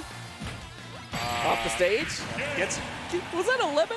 Yep. So that's the lemon knockback. Taking it off the side there. That is lemon knockback. Whoa. First game here for Yati. Yeah.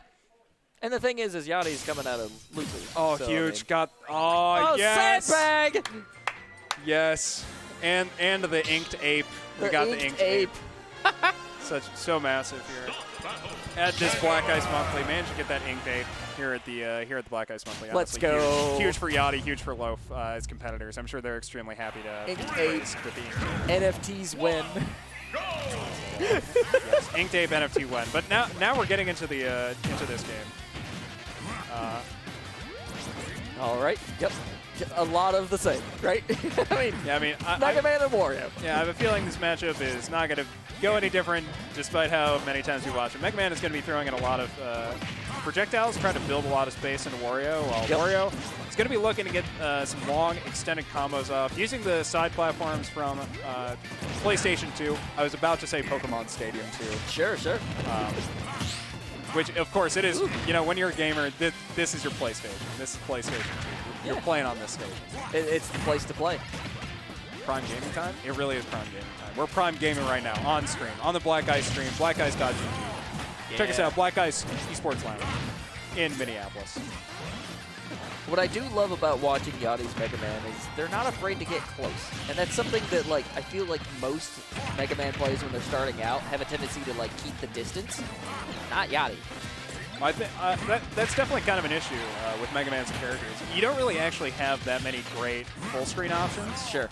I mean, you have your Metal Blade, which I believe covers the majority of the full screen. But to a casual play, you might look at it and be like, yes, this is the guy who keeps things at a distance. And it works out way better when you're closer. Yeah, I mean, it works when you're at this perfect like distance where you're able to get the knockbacks from the pellets. Okay. Yeah, I didn't expect that to happen, but getting sucked up by the Wario up B and push under. Where's he going? He's trying to, I believe he did that to try to buy some time for Yati's invulnerability to wear out, which is a really great move. Yeah, smart tactic. Got a command grab here. I mean, Loaf is taking his first advantage in this set so far. Soon TM, we're gonna hit you with the soon TM on the sub button. It'll be coming. Sorry, you'll be able to sub all you want, but huge combo as we're talking about sub. Nice. Somebody sub for that. Yeah, it's definitely nothing that we have any control over, but yeah. Probably in our future. Oh, okay. Well, you can definitely sub to our YouTube channel, though. Yeah. Give us a follow on Twitch. That'd be sweet. We always love to have some extra followers on just about any platform we're at. Extra followers, so you can also check out whenever we're running any kind of Smash or eSports action. That would be very exciting, I'm sure, for both of us. There's very frequent streams in the evenings. Like, we have a lot of really cool stuff. We've got a lot of variety here at Black Ice, so. Yeah. And more to come. But it's always cool. You know, we've definitely been looking away from this game. Yeah. I will say, Loaf is in a very rough situation currently. Or, I'm sorry. Yeah, Wait, Loaf is actually in the advantage. Yeah, Loaf is in a great situation. I meant more in the immediacy where he's stuck off stage. Yeah. But, no, I mean, in this game, he's in a great spot. 130 on Yati. He got a really clean WAP combo to finish that last stock. Okay, flame sword. Ooh, another flame sword. Man. This is a 130% on this Mega Man. Can he get the answer back? Let's see. Loaf, neutrals. Kicks the pellet. Staying defensive. Hits him with the shoulder. Dash attack, not quite enough. Not enough. Spike. Spike, very large projectile. So. Hit him with a little razzle-dazzle on the Mega Head side. All right. Loaf is definitely like, he's being cautious. He's definitely like very respected of the Mega Man situation. He's like, all right, I need to make sure this is the perfect time for this to work. Yeah, I mean, not taking any chances. Overall, like, Yati's really pulled himself back into this game. 160 on him, but I mean, Mega Man is an extremely heavy character. Sure. So any percent Wario is going to be taken is blowing up. Probably a little bit more valuable than any percent Mega Man has been taken, just because the amount of kill threat he gets is just so much higher. Dadzie in a great position. Yeah, it is smack. Goodness. Okay. Yeah, and even getting a shield poke there to the dash back F smash to punish Loaf's attempt to grab. Like, that is so huge. Forward throw. We're actually getting to the point where a back throw from across stage could potentially kill Loaf. So this is getting very scary. Shoulder rush. Surprise. 2 weak hits at dash attack because he's such high percent. Oh. Unfortunate. Oh, hitting with the bike, trying to take it off with that. Okay. Yeah. Oh, okay. Big projectile, though, Loaf. like we were saying. Loaf managing to take that with the bike. We're 1-1. That's huge for Loaf. I mean, Yeah, that's a great situation to be in. well, while I do agree, I think it would have been an even worse situation in general if he had lost, because he was ahead there. That was a whole stock advantage that Yati had managed to get.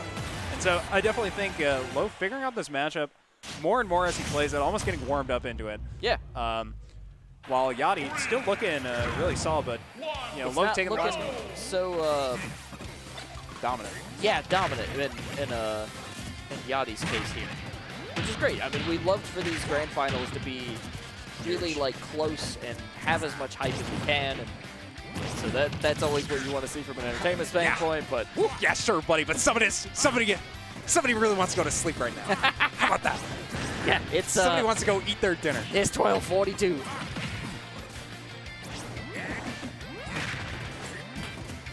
The action continues. That down air off ledge. Whew. Such a great option for the Wario.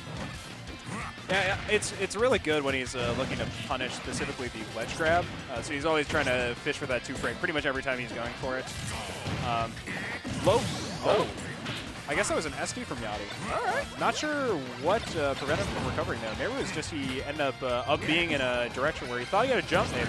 Something along those lines. I mean, the bike was in the way, so that could have had something to do with it. All right. I believe he should have still been able to jump through the bike, but I mean, maybe I could be wrong. Either way, some fishy things are happening. Here we go. Yeah, Loaf's got such great combo game. It's really something.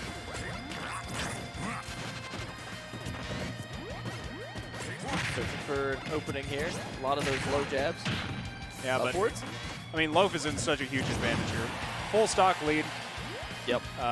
With a really massive amount of percent on top Not of that. enough recovery though. Yeah, Yati Unfortunate. clipping it with the back air. So fully reduced and now relatively even-ish. 100% here still in favor for Loaf. So Yati's going to have to work really hard in these neutral interactions to be able to get space. Closes out the night though. I was going to say, Loaf is hoping to let these commentators go home. Yeah. To be really, really kind of him. I have a feeling we're Team Loaf, just on principle. Listen, I was Team Loaf for the minute that this clock started being an issue. I mean, number 2 seed versus number 1 at the underdog situation. I would love for Loaf to win this. Personally, Loaf was at the last tournament I ever ran as a tournament organizer. Yeah. So it'd be really cool to see him take a win here at one of the first larger tournaments I've ever worked at as a commentator. Yeah. That would be really sweet. 41 entrants. Yeah. Crazy. 41 entrants and ending at 2, who we knew it was going to be from the start, it felt like. Yeah. These two players just really showing their stuff through the doubles bracket and through the singles bracket, but what started with a really great game for Loaf has turned into a nightmare as Yati is now at 180. All right. Well, now we're even. Well, even Stevens here, last stock. Okie dokie. Where are we going? Bike explosions. Yeah, but Here we go. still, Neutrals. we've got this waft online for Loaf. This could be a very, very scary situation for Yati if he loses advantage at all. Yeah. Yeah, all it takes is a couple more hits and then smacking him with the waft. That could be it. He's looking for it. Loaf coming out. I love approaching with the chomp as well, because he will, if he's throwing pellets, Nice. he'll always get HP back. It's just funny, though, or percent back. It's so funny. It's really funny looking. Yeah, this last stock, I mean, it's actually relatively even. I would almost even say low favor if he's able to get this waft conversion. It really just takes some, Hit him with just the takes booty. a start. Flame sword. All right. Yep, Oh, there's yeah, Loaf. okay. That kills. Loaf Huge win. takes one. Yeah, that's kind of what I was figuring. You Good know, one. the more percent that Loaf gets on in those kinds of situations, actually pretty much only benefits him. You know, Yeah. unless Mega Man is instantly killing him off of the percent that he's gaining, it's like you just give him more opportunities to get rage, and then Sure. give him more opportunities to have a super lethal waft.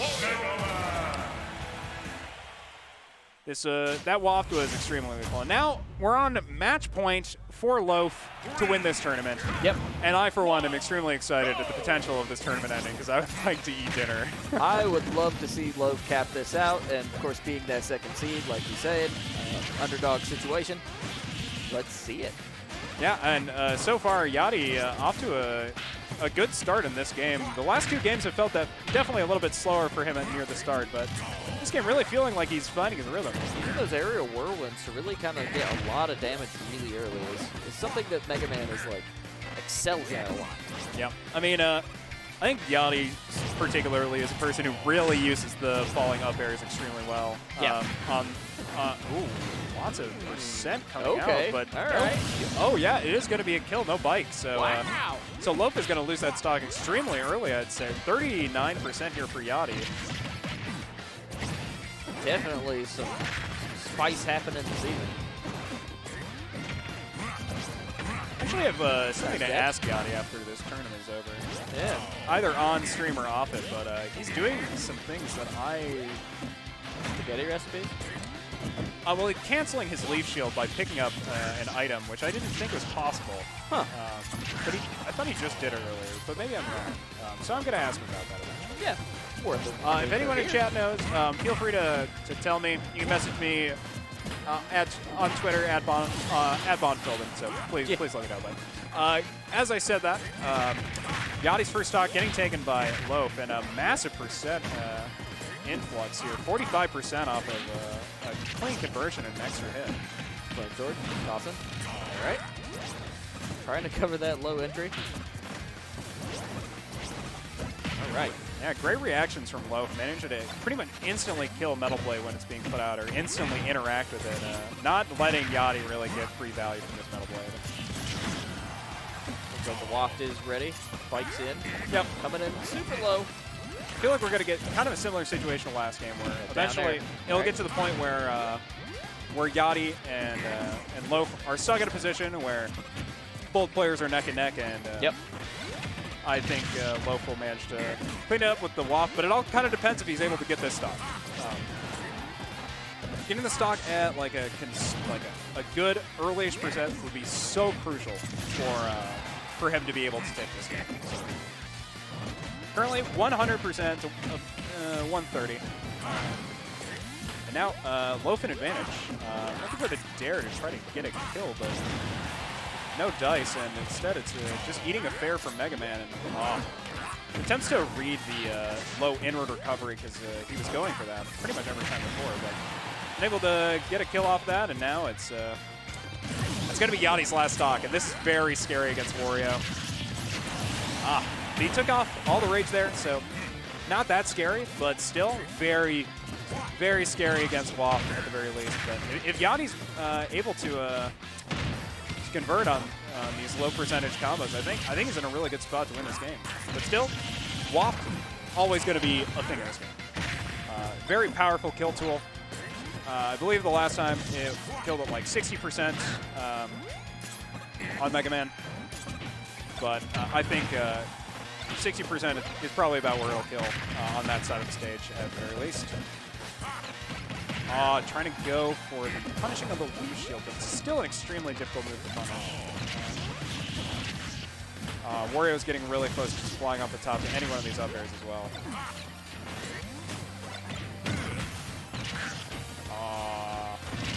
We hit those techs, but Flame Sword means we're going to go to Game 5 in our first set of Grand Finals. So Yati and Loaf here in our Grand Final set. 1 and 2 seed, of course. We've mentioned this a fair amount. And we're almost on the verge of a second Grand Final set, which would be very exciting, of course, especially at our first monthly with these two players, the first time they've come to our venue. But at the same time, I'd love to go home. I believe I speak for at least one other person. Alex is not immediately here with me. He's takes pictures, but maybe not even him. Maybe somebody else. But either way, we're getting into this fifth game, potentially the bracket reset for Yati's tournament, or the victory march for Loaf. So let's see how it ends up turning out. But so far, Loaf off to a really great start. Very good conversion, 69%. But now it's on to Yati, getting this punish off of a single hit. Almost, matching it even more. And even more with pressure, holding this more advantageous position on stage. But just as I say that, Loaf running in with the Metal Blade and taking back a neutral.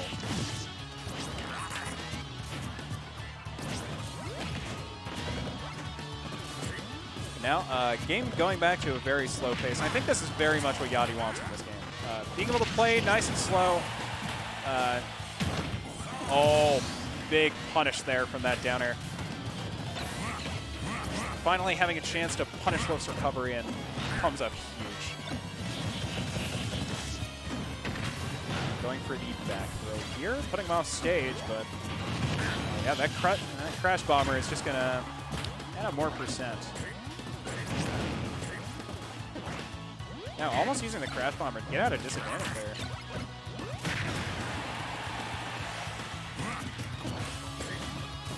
Now Loaf really just looking for this kill now.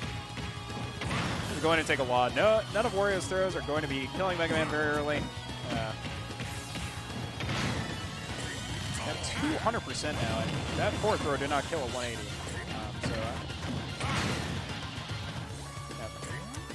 Another forward throw, so it's probably stale, but either way, I think it's definitely pretty rough for Loaf to find this stock. Wario is pretty limited in skill options, all things considered. It's going to be going for this dash attack, I think, as kill option. So, yeah, he's going to do his best, probably play around that. I think definitely an option Loaf is really like using this bracket as well. It's the down tilt dash attack. It's very much like a bread and butter for Wario, especially his cooking turn.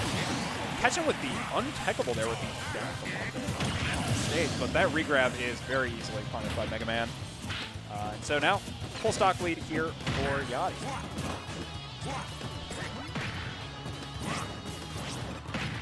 Now getting into this last stock, Loaf is gotta be composed if he wants to. So far, Yati just pressuring that ledge so hard. With the stock disadvantage as well, percentage disadvantage feels even worse. 84% now.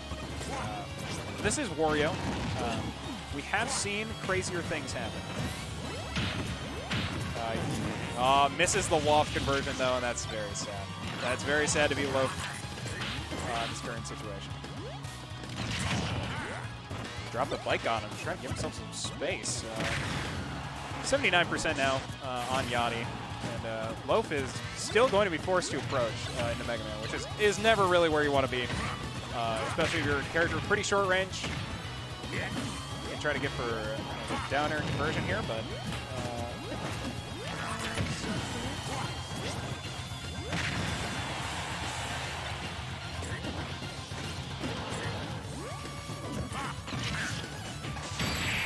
reads the roll away, and it'll be our grand finals reset. I'll give Loaf his help.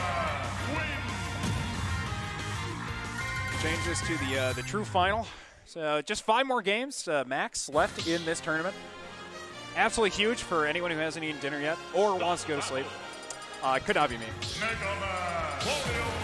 I wish I had coffee. Said I'm just sitting here with 2 bottles of water and a full 6-hour event at the very least that I'm going to be casting tomorrow as well. Today, we're going to find out who's the winner of our Smash Monthly event. Is it going to be Yati or is it going to be Loaf? It's the second set of true finals. Well, it's the first set of true finals. The second set of grand finals. Both players are in losers. The set's evened up. And Loaf off to a commanding start in this game so far. 100%, and even breaking it. Yati's looking for options in, but he is not able to find anything so far.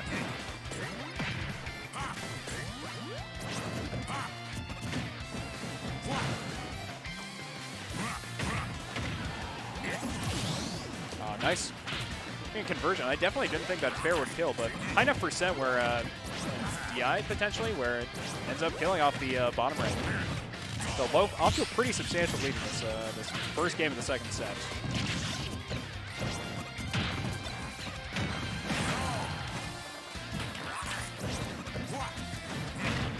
Now Loaf going to look to continue to build this advantage on the stock. 47% so far compared to his 108. And getting trumped there is very scary. Guy's doing a really good job at using pretty much every defensive tool Mega Man has at his disposal. This up smash out of shield, lots of crash bombers to be able to give himself a little bit more insurance. And the Metal Blade and Leaf Shield serving is a really great close range offense. But so far, Loaf is looking very composed in this game. Looking to read a way. That up B actually almost killing off the side. Instead, that backer will do it. And yep, 3 stocks to 1. Loaf is at 140, but this is a Wario with Rage Lock. So this guy is farting mad. He is farting mad. He's farting so mad. I'd love to see this guy fart real mad. So.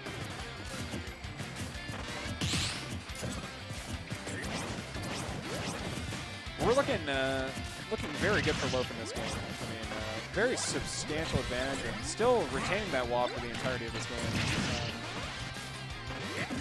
Yeah, wow, Loaf had a really great advantage. Yeah, he'll be looking for any sort of way to finish this stock out. Managed to kill with the up throw there. Pretty big overall for Yati being able to take first game in the second set, or being able to take his first stock in the second set. Definitely stopped some of Loaf's momentum, and I think a 3-stock there would not have been very fun to do. Yeah. I mean, would have been cool for Loaf fans, of course. Would have been nice, yeah, to see a 3-stock after a pretty sad winners bracket at Grants. It was 5 games, but definitely unfortunate because he lost. Yeah.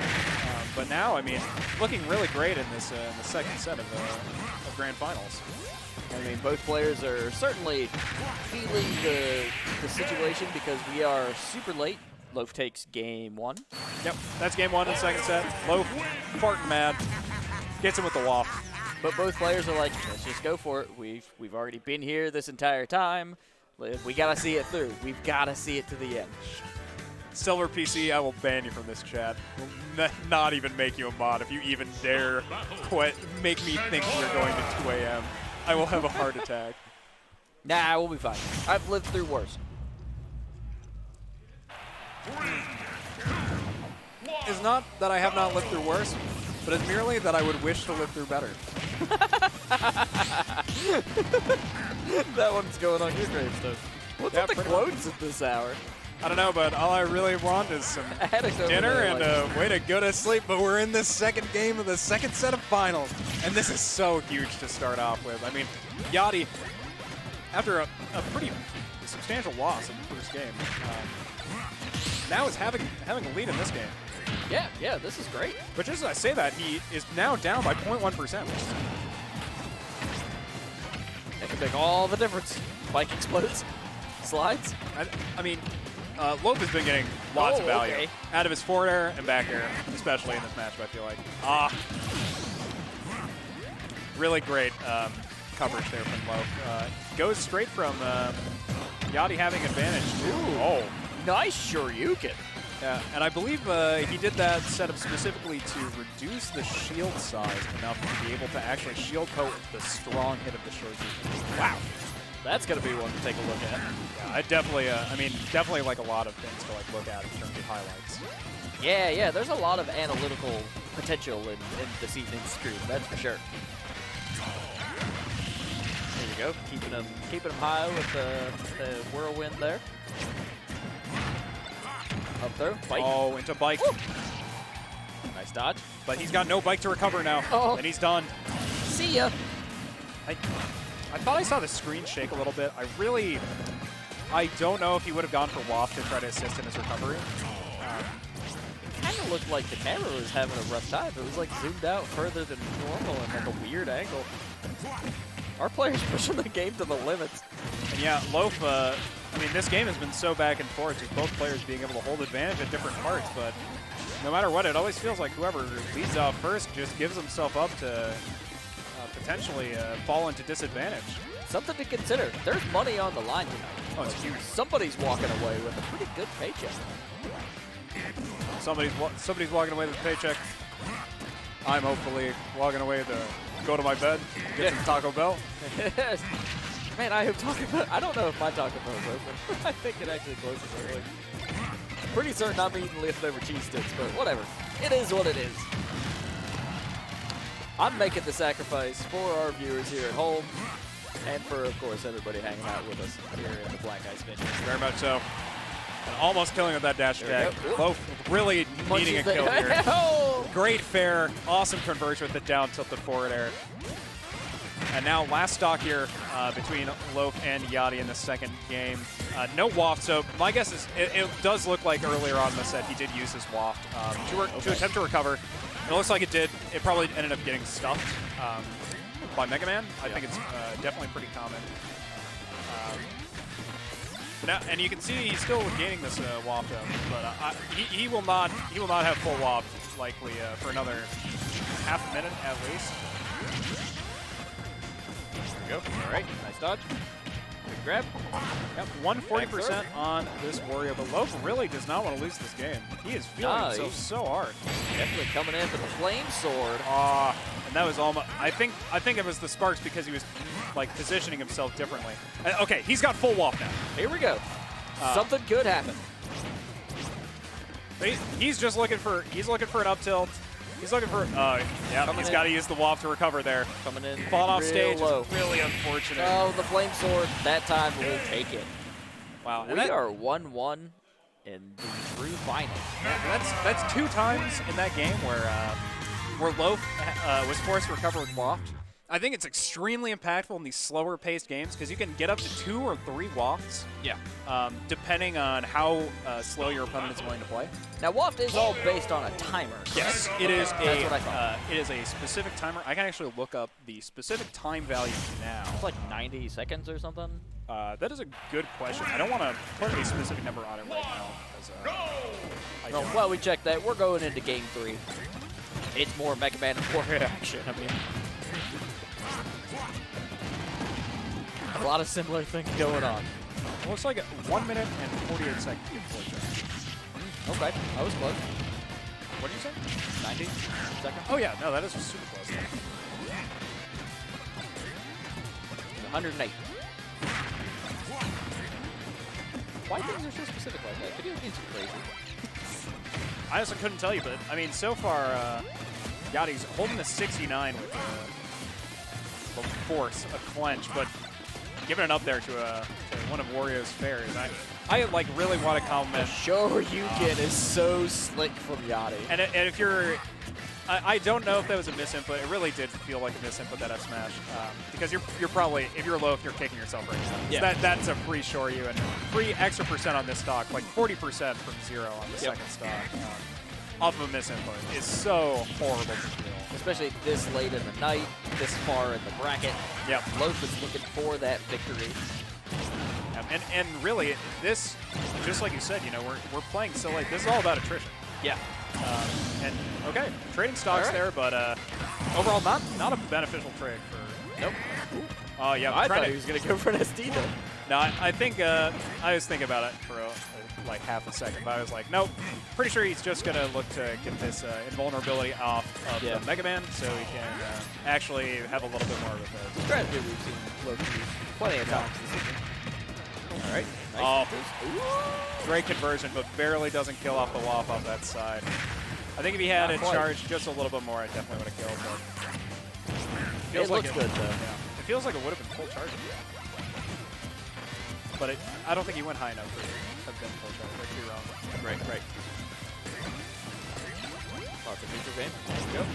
Flame sword. Into the Metal Blade.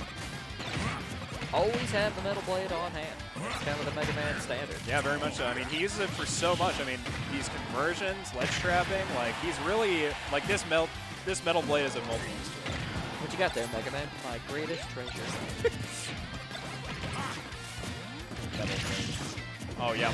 Almost going into conversion there. Trying to look for the shoryu off the drag down there. The Crash Man. Definitely a bad position to be in, but... Hits the confirm. Yep.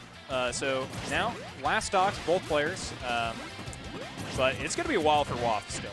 Yeah. So this is going to be a very straightforward, honest game from Loaf. An honest 43% so far. Yeah. That's good. But he's... It's not good enough. He's looking to get nasty. He's looking to get nasty, Alex. Yeah. He's looking to get real nasty. I'm talking so nasty he's going to be farting mad. Oh, Yati with the Mega Buster. No chance to fart, though. Ends up rolling into the Mega Buster. Wow. All right. God, are we gonna go the full distance? Is it gonna be a 2-2 situation? listen, Loaf will win this game for sure. You think? For how much I believe that this... drama building tactic? For how much this night I believe that is just meant to torture me on microphone, I really do firmly believe Loaf is going to We're take this back game. at it again, though, man. Like we finally had the opportunity after a while to be together on commentating. It's just awesome. Thanks for being here, dude. Literally every game on Pokemon Stadium, I couldn't have asked for it any other way. The gentleman's PS2. That's funny. Wow. But all right. Into this game, I mean, Loaf is looking really great off at the very start. 93%. I mean, Here for the applause. I'm already afraid. 114 now onto this Mega Man, but Razzle dazzle. But the thing about this percent is it's really all about stocks. It's not nearly as much about percent because these characters could definitely do a lot depending on how many stocks they have. How many stocks their opponent has. So as long as Mega Man keeps getting this percent, it's just going to end up being more percent added up as Rage until he actually finishes that stock. So. Yep. Oh, that's a huge catch, but not killing. Oh, very big. Loaf coming back with the boot. Yeah, Loaf. I mean, Loaf feeling maybe a little bit frazzled off of that, trying to ride bike twice, but just not being in range to do it. I almost wonder if it was a like a bait option or like if it was just a misinput. Yeah. Just getting some fun little animations in there. Getting the taunt animations into your waft charge faster. Oh! Catching him with an F tilt on that landing. That's the first stock here for Loaf in this game. I want to say that I did predict him to win this game, but not for the reasons that I want to, that I'm watching the game right now. Yep. Definitely not. Metal Blade. Sure you can. God. Yeah, and I mean, it's just like you said earlier, he's always got that Metal Blade in hand, looking for these conversions, looking for these combos off that initial hit of that full, full stage projector.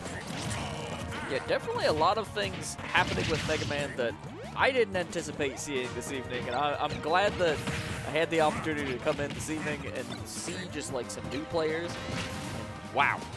What a show. Yeah, we're really getting some new characters tonight. I mean, normally we get to see a lot of Game & Watch and heavies, and this week we're actually happy about the characters we got to see. A huge waft combo here. Wow. All right. The double clap and then the clap to the cheeks. Okay.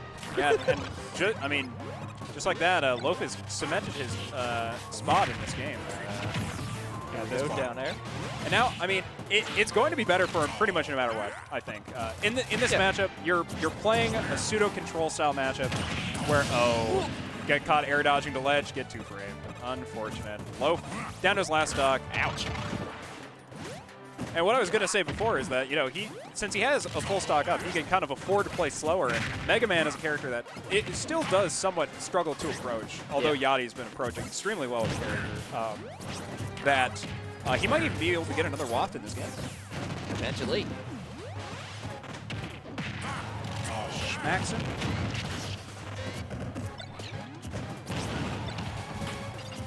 Now 94% on Yati. The Loaf has been taking a lot of percent on the stock. Trying to go for the Metal Blade there. Almost ends up taking more percent to that Crash Buster. Now even behind in this game by percent. Now, yep, that's a parry, and that's a kill. That's Yati taking it there. kudos to Yati. Really well played this entire event. Across the entirety, Yati dropped, I believe he dropped 8 games. 7 games. So, kudos to Yati. Congrats on winning our event, the Black Ice Monthly. You deserved it. Really great play all tournament round. So, and to Loaf, you know, you almost made me the happiest commentator in the world tonight. And being able to go home slightly early. Yeah, I mean, regardless, what a match, what a day. Yeah. Really excellent showing from all players, I would agree. Yeah, but instead, we just got to see really great games today. Yeah. Really great showing from everybody, all individual players. And, you know, I really hope we get to see these players at future of our events, not even just our monthlies. You know, I hope so, too. Let's bring them back. I know weeklies, you know, can be hard to travel out to depending on, you know, where you're located at in the cities. But, you know, always nice to be able to have as many people as possible building this community and, you know, being together. So, and it's a fun community to hang out and be in. So we will catch you next time. I'm Alex McCumbers. Yeah. Do you wanna show them our faces so you can wave goodbye? Let's do it. Yeah. All right. I was gonna say I'm Ben Philbin. You can find me on Twitter at BonPhilbin. Or find me in real life at Taco Bell, probably here some shortly. degenerate place. Find me in real life at my house and kill me in my sleep. Something like that. But yeah, thank you very much for coming out. I was really happy to be here. Alex? Yeah, of course you can find me on Twitter at 8cmccumbers. And then if you want more information about Black Ice, definitely check out blackice.gg. Highly recommend hitting the bottom of that webpage where you'll find all our social links, including the Discord, which is always got people hanging out, chatting, doing some practice runs. And so it's a great community to be a part of, and we're so happy to be here and be able to put on these streams, and we hope everybody just had a great time. Yeah, and we're still growing. We're still trying to improve. This is our first monthly Smash tournament. I thought it went really well, you know, pretty late. I'm impressed. But we did start late. We ran a full tournament of doubles as well. Now we know we got to bring that back just a little earlier. 41 entrants total, like really huge event. So thanks to everyone who came out. Thanks to everyone watching right now. Really appreciate you being in our chat, making this a really enjoyable experience for us, for the players, for everybody, hopefully for yourselves as well. So, I mean, for now, kind of all I want to end off is just, you know, I hope you guys tune into us next time we run a Smash event. Or maybe even come in person, because that would be awesome.